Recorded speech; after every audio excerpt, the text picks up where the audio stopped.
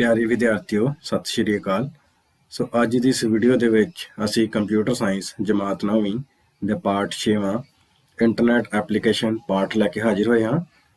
ਸੋ ਇਸ ਪਾਠ ਦੇ ਵਿੱਚ ਅਸੀਂ ਇਸ ਪਾਠ ਜਿਹੜੇ ਉਦੇਸ਼ ਹੈ ਜਿਨ੍ਹਾਂ ਬਾਰੇ ਅਸੀਂ ਜਾਣਾਂਗੇ, ਜਿਸ ਵਿੱਚ ਪਹਿਲਾ ਸਾਡੇ ਕੋਲ ਟੌਪਿਕ ਹੈ ਈਮੇਲ ਕੀ ਹੁੰਦੀ ਹੈ, ਜੀਮੇਲ ਕੀ ਹੁੰਦੀ ਹੈ, ਈਮੇਲ ਅਕਾਊਂਟ ਅਸੀਂ ਕਿਵੇਂ ਬਣਾ ਸਕਦੇ ਨੇ, ਕੈਪਚਾ ਕੋਡ ਕੀ ਹੁੰਦਾ ਹੈ, ਈਮੇਲ ਕਿਵੇਂ ਭੇਜੀ ਅਤੇ ਪ੍ਰਾਪਤ ਕੀਤੀ ਜਾ ਸਕਦੀ ਹੈ, ਤੇ ਫਾਈਲਾਂ ਨੂੰ ਈਮੇਲ ਦੇ ਨਾਲ ਕਿਵੇਂ ਅਸੀਂ ਜੋੜ ਕੇ ਭੇਜ ਸਕਦੇ ਹਾਂ।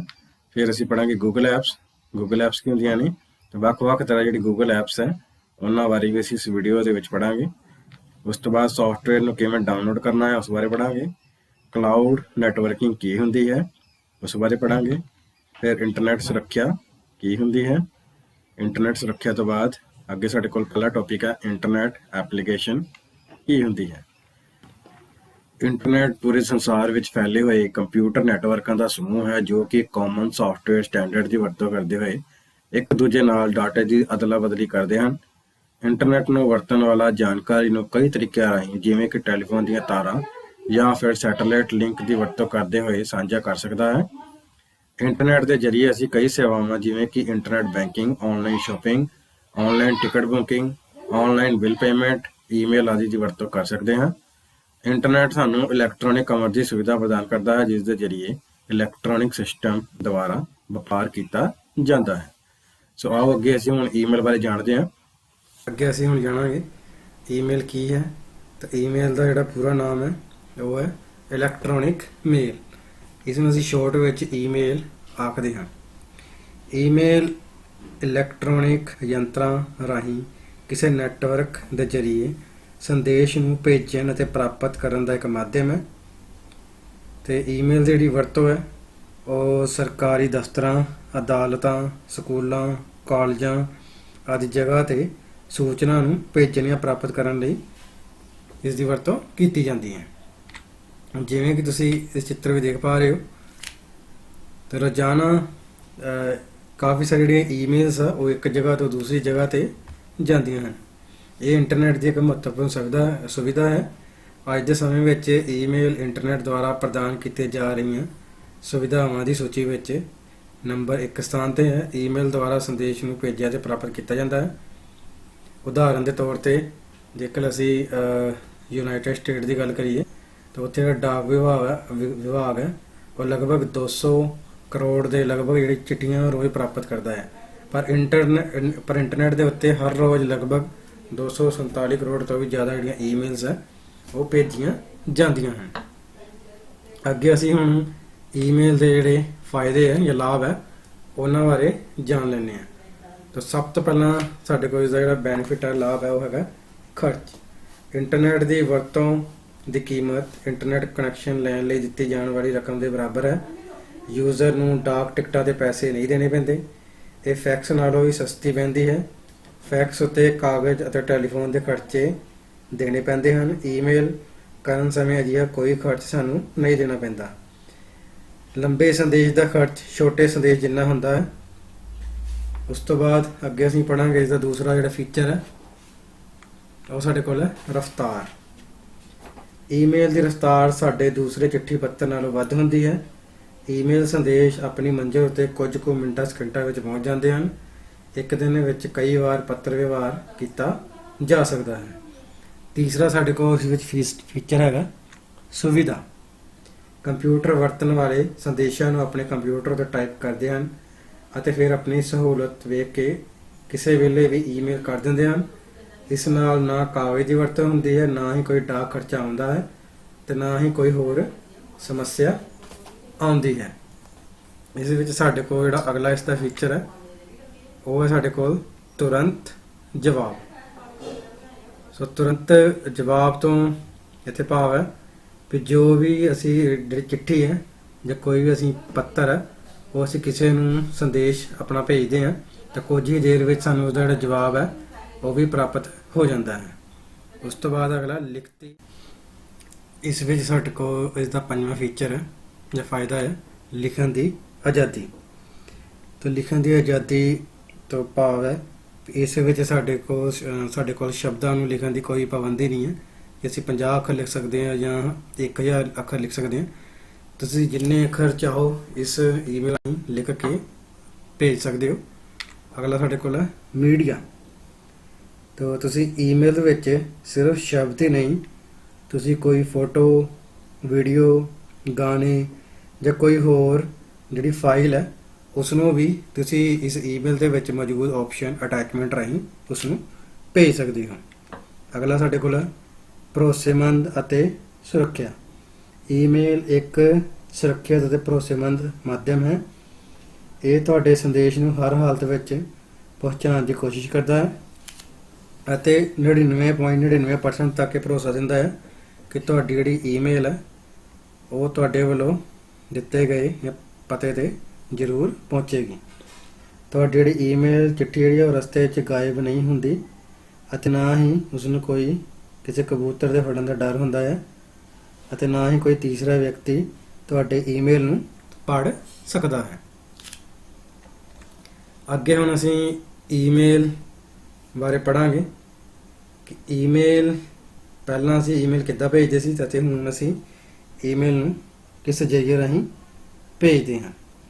ਤਾਂ ਸਭ ਤੋਂ ਪਹਿਲਾਂ ਸਾਡੇ ਕੋਲ ਹੈ, ਜੇਕਰ ਅਸੀਂ ਇੱਕ ਸਧਾਰਨ ਪੱਤਰ ਦੀ ਗੱਲ ਕਰੀਏ, ਜਿਵੇਂ ਪਹਿਲਾਂ ਅਸੀਂ ਚਿੱਠੀਆਂ ਭੇਜਦੇ ਸੀ ਤਾਂ ਸਧਾਰਨ ਪੱਤਰ ਭੇਜਣ ਲਈ ਸਾਨੂੰ ਕਿਹੜੀ ਚੀਜ਼ਾਂ ਦੀ ਲੋੜ ਪੈਂਦੀ ਸੀ। ਪਹਿਲਾਂ ਸਾਡੇ ਕੋਲ ਹੈ ਰਿਸੀਵਰ ਜਾਂ ਪ੍ਰਾਪਤ ਕਰਨ ਵਾਲੇ ਦਾ ਨਾਮ, ਮਤਲਬ ਜਿਹਨੂੰ ਅਸੀਂ ਆਪਣੀ ਚਿੱਠੀ ਲਿਖ ਕੇ ਭੇਜ ਰਹੇ ਹਾਂ ਉਸ ਦਾ ਨਾਮ ਲਿਖਣਾ ਪੈਂਦਾ ਸੀ। ਫਿਰ ਉਸ ਦਾ ਐਡਰੈਸ ਜਾਂ ਘਰ ਦਾ ਪਤਾ ਉਹ ਦਰਜ ਕਰਨਾ ਪੈਂਦਾ ਸੀ। ਉਸ ਤੋਂ ਬਾਅਦ ਜੋ ਮੈਸੇਜ ਹੈ, ਸੁਨੇਹਾ ਹੈ, ਉਹ ਸਾਨੂੰ ਇੱਕ ਸਾਦੇ ਪੱਤਰ ਦੇ ਉੱਤੇ ਜਾਂ ਚਿੱਠੀ 'ਤੇ ਲਿਖਣਾ ਪੈਂਦਾ ਸੀ।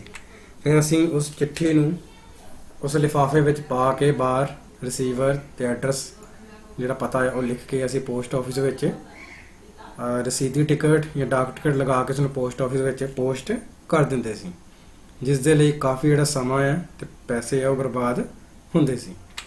ਹੁਣ ਈਮੇਲ ਰਾਹੀਂ ਅਸੀਂ ਆਪਣੀ ਜਿਹੜੀ ਈਮੇਲ ਹੈ ਉਸਨੂੰ ਕਿਸ ਤਰ੍ਹਾਂ ਭੇਜ ਸਕਦੇ ਹਾਂ। ਇਸ ਦੇ ਲਈ ਵੀ ਸਾਨੂੰ ਇੱਕ ਰਿਸੀਵਰ ਜਾਂ ਪ੍ਰਾਪਤ ਕਰਨ ਵਾਲੇ ਦਾ ਜਿਹੜਾ ਨਾਂ ਹੈ ਉਹ ਪਤਾ ਹੋਣਾ ਚਾਹੀਦਾ ਹੈ।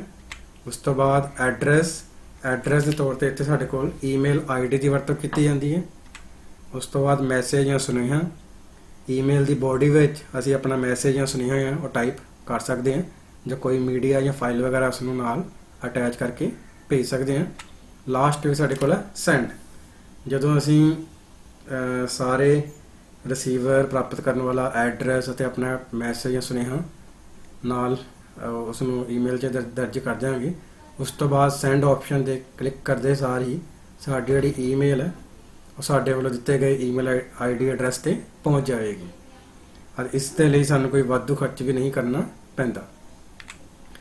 ਹੁਣ ਅੱਗੇ ਅਸੀਂ ਜਾਣਾਂਗੇ ਕਿ ਜਿਹੜੀ ਈਮੇਲ ਹੈ ਉਸ ਨੂੰ ਅਸੀਂ ਕਿਹੜੇ ਸਾਧਨਾਂ ਰਾਹੀਂ ਵਰਤ ਸਕਦੇ ਹਾਂ। ਤਾਂ ਈਮੇਲ ਨੂੰ ਵਰਤਣ ਲਈ ਸਾਡੇ ਕੋਲ ਆਮ ਤੌਰ 'ਤੇ 3 ਸਾਧਨ ਹੈ। ਪਹਿਲਾ ਸਾਡੇ ਕੋਲ ਹੈ ਕੰਪਿਊਟਰ, ਦੂਸਰਾ ਹੈ ਲੈਪਟਾਪ, ਤੀਸਰਾ ਸਾਡੇ ਕੋਲ ਹੈ ਸਮਾਰਟਫੋਨ। ਤਾਂ ਇਹਨਾਂ ਤਿੰਨੇ ਸਾਧਨਾਂ ਰਾਹੀਂ ਅਸੀਂ ਆਪਣਾ ਜਿਹੜਾ ਈਮੇਲ ਹੈ ਉਸ ਅਕਾਊਂਟ ਨੂੰ ਬਣਾ ਸਕਦੇ ਹਾਂ। ਪਰ ਡੈਸਕਟਾਪ ਕੰਪਿਊਟਰ, ਲੈਪਟਾਪ ਜਾਂ ਮੋਬਾਈਲ ਫੋਨ ਵਿੱਚ ਈਮੇਲ ਆਈਡੀ ਬਣਾਉਣ ਤੋਂ ਪਹਿਲਾਂ ਤੁਹਾਡੇ ਇਹਨਾਂ ਤਿੰਨਾਂ ਸਾਧਨਾਂ ਵਿੱਚ ਜਿਹੜਾ ਇੰਟਰਨੈਟ ਕਨੈਕਸ਼ਨ ਹੈ ਉਸਦੀ ਸੁਵਿਧਾ ਹੋਣੀ ਚਾਹੀਦੀ ਹੈ। ਇੰਟਰਨੈਟ ਕਨੈਕਸ਼ਨ ਦੀ ਸੁਵਿਧਾ ਤੋਂ ਬਿਨਾਂ ਤੁਸੀਂ ਈਮੇਲ ਅਕਾਊਂਟ ਨੂੰ ਨਹੀਂ ਬਣਾ ਸਕਦੇ। ਹੁਣ ਅੱਗੇ ਅਸੀਂ ਜਾਣਾਂਗੇ ਕਿ ਈਮੇਲ ਪ੍ਰੋਵਾਈਡਰ ਕੀ ਹੁੰਦੇ ਹਨ। ਈਮੇਲ ਪ੍ਰੋਵਾਈਡਰ ਉਹ ਵੈਬਸਾਈਟ ਹਨ ਜਿਹੜੇ ਸਾਨੂੰ ਈਮੇਲ ਬਣਾਉਣ ਦੀ ਜਿਹੜੀ ਸਰਵਿਸ ਹੈ ਜਾਂ ਸੁਵਿਧਾ ਹੈ ਮੁਹੱਈਆ ਕਰਾਉਂਦੇ ਹਨ। ਇਹਨਾਂ ਵਿੱਚ ਜਿਹੜਾ ਸਭ ਤੋਂ ਪਹਿਲਾਂ ਸਾਡੇ ਕੋਲ ਈਮੇਲ ਸਰਵਿਸ ਪ੍ਰੋਵਾਈਡਰ ਹੈ ਉਹ ਸਾਡੇ ਕੋਲ ਹੈ ਜੀਮੇਲ। ਜੀਮੇਲ ਦੁਨੀਆ ਦੀ ਸਭ ਤੋਂ ਮਸ਼ਹੂਰ ਅਤੇ ਸਭ ਤੋਂ ਜ਼ਿਆਦਾ ਵਰਤੀ ਜਾਣ ਵਾਲੀ ਈਮੇਲ ਪ੍ਰੋਵਾਈਡਰ ਸਰਵਿਸ ਹੈ। ਇਹ ਗੂਗਲ ਦੀ ਸਰਵਿਸ ਹੈ। ਇਸ ਦੀ ਵਰਤੋਂ ਕਰਕੇ ਅਸੀਂ ਦੁਨੀਆ ਭਰ ਵਿੱਚ ਇੰਟਰਨੈਟ ਯੂਜ਼ਰ ਆਪਸ ਵਿੱਚ ਜਿਹੜੀ ਸੂਚਨਾ ਦਾ ਆਦਾਨ ਪ੍ਰਦਾਨ ਕਰਦੇ ਹਨ। ਜੀਮੇਲ ਨੂੰ ਬਿਜ਼ਨਸਮੈਨ, ਸਰਕਾਰੀ ਅਦਾਰਿਆਂ ਅਤੇ ਹੋਰ ਵੱਖ-ਵੱਖ ਅਦਾਰਿਆਂ ਵਿੱਚ ਡਾਕ ਜਾਂ ਚਿੱਠੀ ਪੱਤਰ ਦਾ ਆਦਾਨ ਪ੍ਰਦਾਨ ਕਰਨ ਲਈ ਇਸ ਦੀ ਵਰਤੋਂ ਕੀਤੀ ਜਾਂਦੀ ਹੈ। ਅਗਲਾ ਸਾਡੇ ਕੋਲ ਹੈ ਯਾਹੂ। ਯਾਹੂ ਵੀ ਜੀਮੇਲ ਵਾਂਗ ਇੱਕ ਈਮੇਲ ਸਰਵਿਸ ਪ੍ਰੋਵਾਈਡਰ ਹੈ। ਇਸ ਦੇ ਰਾਹੀਂ ਵੀ ਤੁਸੀਂ ਆਪਣਾ ਜਿਹੜਾ ਈਮੇਲ ਅਕਾਊਂਟ ਹੈ ਉਸ ਨੂੰ ਬਣਾ ਸਕਦੇ ਹੋ। ਤੀਸਰਾ ਸਾਡੇ ਕੋਲ ਹੈ ਆਊਟਲੁੱਕ। ਆਊਟਲੁੱਕ ਮਾਈਕਰੋਸਾਫਟ ਕੰਪਨੀ ਵੱਲੋਂ ਮੁਹੱਈਆ ਕਰਾਈ ਜਾਣ ਵਾਲੀ ਈਮੇਲ ਸਰਵਿਸ ਹੈ। ਇਸ ਦੀ ਵਰਤੋਂ ਬਿਜ਼ਨਸਮੈਨ ਕਰਦੇ ਹਨ। ਤੁਸੀਂ ਆਊਟਲੁੱਕ ਦੀ ਵਰਤੋਂ ਆਪਣੀ ਪਰਸਨਲ ਈਮੇਲ ਆਈਡੀ ਬਣਾਉਣ ਲਈ ਵੀ ਕਰ ਸਕਦੇ ਹੋ। ਅਗਲੀ ਸਾਡੇ ਕੋਲ ਈਮੇਲ ਸਰਵਿਸ ਪ੍ਰੋਵਾਈਡਰ ਜੋਹੋ ਮੇਲ।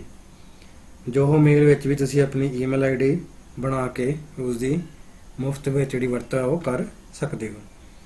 ਅਗਲੇ ਸਾਡੇ ਕੋਲ ਰੈਡਿਫ ਮੇਲ।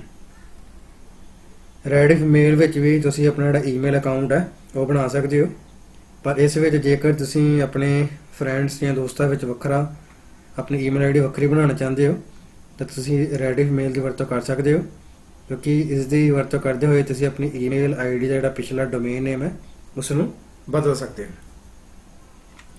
ਅੱਗੇ ਸਾਡੇ ਕੋਲ ਈਮੇਲ ਆਈਡੀ ਕੀ ਹੁੰਦੀ ਹੈ। ਹੁਣ ਤੱਕ ਅਸੀਂ ਇਹੀ ਪੜ੍ਹਿਆ ਹੈ ਕਿ ਈਮੇਲ ਕੀ ਹੈ, ਈਮੇਲ ਦੀ ਵਰਤੋਂ ਅਸੀਂ ਕਿਸ ਕੰਮ ਲਈ ਕਰਦੇ ਹਾਂ, ਪਰ ਹੁਣ ਅਸੀਂ ਜਾਣਾਂਗੇ ਵੀ ਈਮੇਲ ਆਈਡੀ ਅਸੀਂ ਕਿਵੇਂ ਬਣਾਉਂਦੇ ਹਾਂ ਤੇ ਉਹ ਈਮੇਲ ਆਈਡੀ ਅਸਲ ਵਿੱਚ ਹੁੰਦੀ ਕੀ ਹੈ।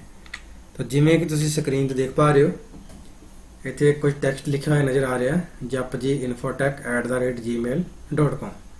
ਤਾਂ ਜਿਹੜਾ ਈਮੇਲ ਐਡਰੈਸ ਹੈ ਜਾਂ ਈਮੇਲ ਆਈਡੀ ਹੈ ਉਹ ਸਾਨੂੰ ਜਦੋਂ ਅਸੀਂ ਈਮੇਲ ਆਈਡੀ ਬਣਾ ਲੈਂਦੇ ਹਾਂ ਤਾਂ ਸਾਨੂੰ ਕੁਝ ਇਸ ਤਰ੍ਹਾਂ ਦੀ ਦਿਖਾਈ ਦਿੰਦੀ ਹੈ, ਜਿਸ ਵਿੱਚ ਇਹਨੂੰ ਇਸ ਪੂਰੇ ਪੋਰਸ਼ਨ ਨੂੰ ਅਸੀਂ ਪੂਰੇ ਭਾਗ ਨੂੰ ਅਸੀਂ ਕਹਾਂਗੇ ਈਮੇਲ ਆਈਡੀ। ਉਸ ਤੋਂ ਬਾਅਦ ਪਹਿਲਾ ਸਾਡੇ ਕੋਲ ਇਸ ਦਾ ਭਾਗ ਹੈ, ਜਿਹੜਾ ਅਗਲਾ ਵਾਲਾ ਪਾਸਾ ਇਹਨੂੰ ਅਸੀਂ ਕਹਾਂਗੇ ਯੂਜ਼ਰ ਦਾ ਨਾਮ ਜਾਂ ਯੂਜ਼ਰ ਨੇਮ, ਜਿਸ ਵਿੱਚ ਸਾਡੇ ਕੋਲ ਨਾਮ ਆ ਰਿਹਾ ਜਪਜੀ ਇਨਫੋਟੈਕ, ਇਸ ਨੂੰ ਅਸੀਂ ਯੂਜ਼ਰ ਦਾ ਨਾਮ ਕਹਿ ਸਕਦੇ ਹਾਂ। ਅਗਲਾ ਹਿੱਸਾ ਇਸ ਵਿੱਚ ਹੈਗਾ ਡੋਮੇਨ ਦਾ ਨਾਮ। ਉਸ ਤੋਂ ਬਾਅਦ ਤੀਸਰਾ ਹਿੱਸਾ ਹੈ, ਇਹਦੇ ਵਿੱਚ ਜਿੱਦਾਂ ਏ ਦੇ ਉੱਪਰ ਸਰਕਲ ਲੱਗਾ ਹੋਇਆ ਇਸ ਨੂੰ ਅਸੀਂ ਕਹਿੰਦੇ ਹਾਂ @ ਜਾਂ ਐਟ ਸਿੰਬਲ ਵੀ ਤੁਸੀਂ ਕਹਿ ਸਕਦੇ ਹੋ। ਹੁਣ ਅਸੀਂ ਇਸ ਵਿੱਚ ਸਭ ਤੋਂ ਪਹਿਲਾਂ ਜਾਣ ਲੈਂਦੇ ਹਾਂ ਯੂਜ਼ਰ ਦਾ ਨਾਮ। ਯੂਜ਼ਰ ਨੇਮ ਈਮੇਲ ਆਈਡੀ ਵਿੱਚ @ ਤੋਂ ਪਹਿਲੇ ਵਾਲੇ ਭਾਗ ਨੂੰ ਕਹਿੰਦੇ ਹਨ।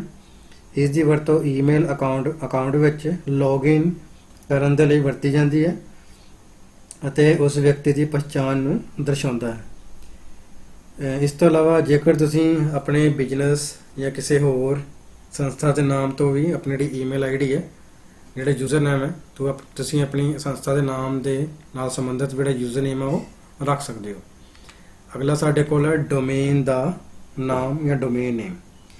ਈਮੇਲ ਐਡਰੈਸ ਵਿੱਚ @ ਸਿੰਬਲ ਤੋਂ ਬਾਅਦ ਜਾਂ ਚਿੰਨ੍ਹ ਤੋਂ ਬਾਅਦ ਵਾਲਾ ਭਾਗ ਜਿਹੜਾ ਹੈ ਉਸ ਨੂੰ ਅਸੀਂ ਡੋਮੇਨ ਨੇਮ ਕਹਿੰਦੇ ਹਾਂ।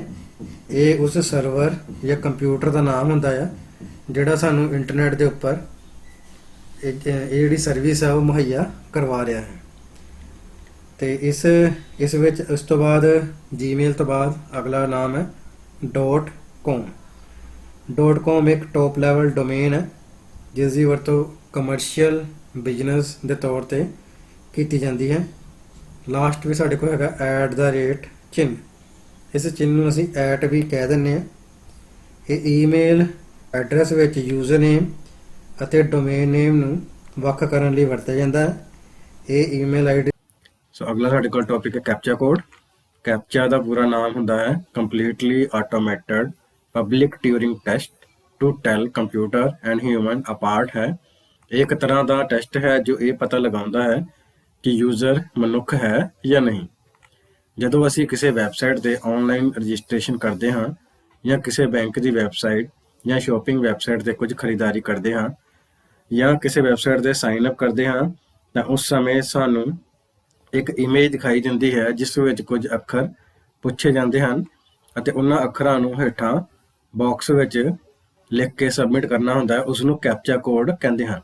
ਜਿਵੇਂ ਕਿ ਤੁਸੀਂ ਸੱਜੇ ਪਾਸੇ ਚਿੱਤਰ ਵਿੱਚ ਦੇਖ ਪਾ ਰਹੇ ਹੋ, ਇਹ ਸਾਡੇ ਕੋਲ ਇੱਕ ਲੌਗਇਨ ਸਕਰੀਨ ਹੈ। ਲੌਗਇਨ ਸਕਰੀਨ ਦੇ ਵਿੱਚ ਯੂਜ਼ਰ ਨੇਮ ਪਾਸਵਰਡ ਤੋਂ ਹੇਠਾਂ ਇੱਕ ਕੰਟਰੋਲ ਕੋਡ ਦਿੱਤਾ ਗਿਆ ਹੈ ਜਿਸ ਨੂੰ ਇੱਕ ਫੋਟੋ ਦੇ ਉੱਪਰ ਕੁਝ ਨੰਬਰ ਦਰਸਾਏ ਗਏ ਹਨ, ਜਿਵੇਂ ਕਿ A7RRE9।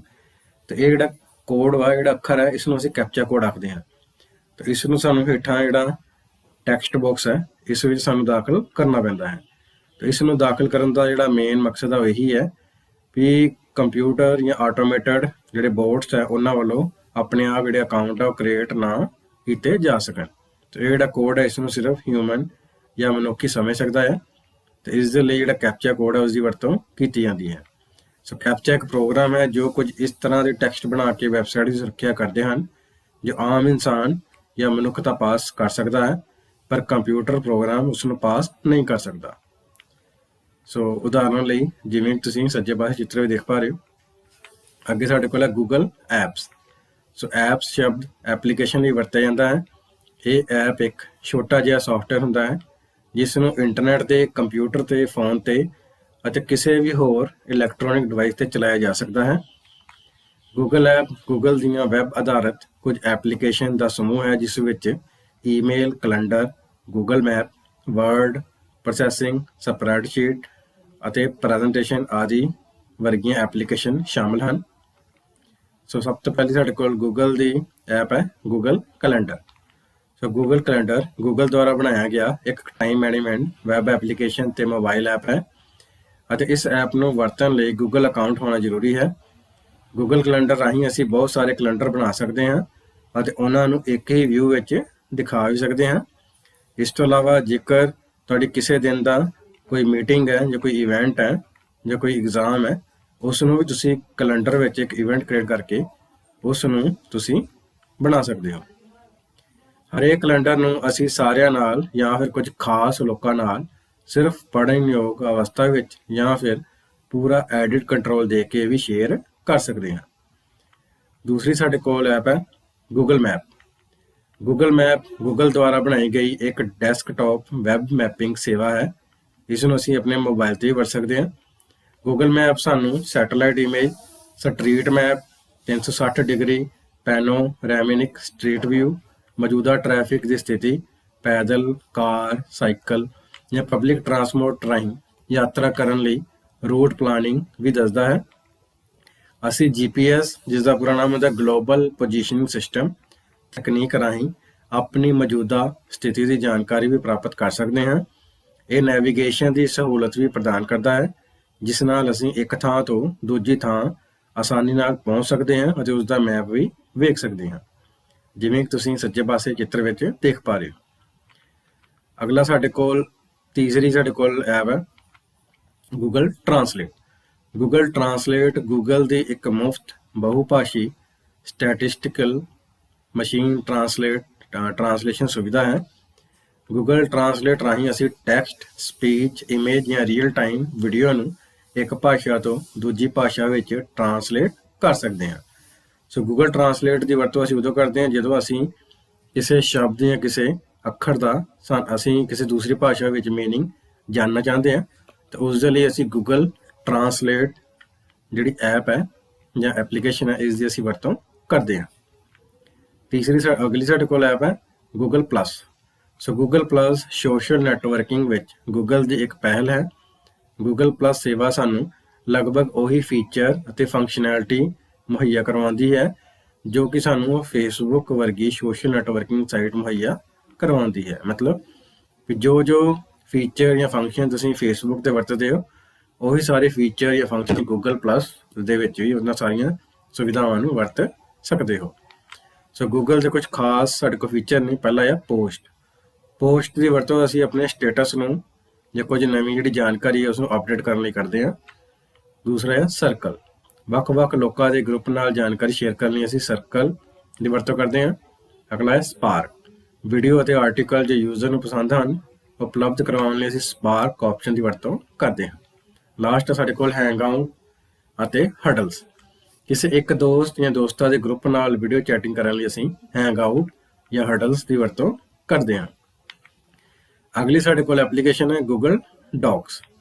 ਸੋ ਗੂਗਲ ਡਾਕਸ ਇੱਕ ਆਨਲਾਈਨ ਵਰਡ ਪ੍ਰੋਸੈਸਰ ਹੈ ਜਿਸ ਦੇ ਜ਼ਰੀਏ ਅਸੀਂ ਟੈਕਸਟ ਡਾਕੂਮੈਂਟ ਬਣਾ ਅਤੇ ਫਾਰਮੈਟ ਕਰ ਸਕਦੇ ਹਾਂ ਅਤੇ ਮੌਜੂਦਾ ਸਮੇਂ ਵਿੱਚ ਹੀ ਹੋਰ ਲੋਕਾਂ ਨਾਲ ਇਸ ਨੂੰ ਸਾਂਝਾ ਵੀ ਕਰ ਸਕਦੇ ਹਾਂ।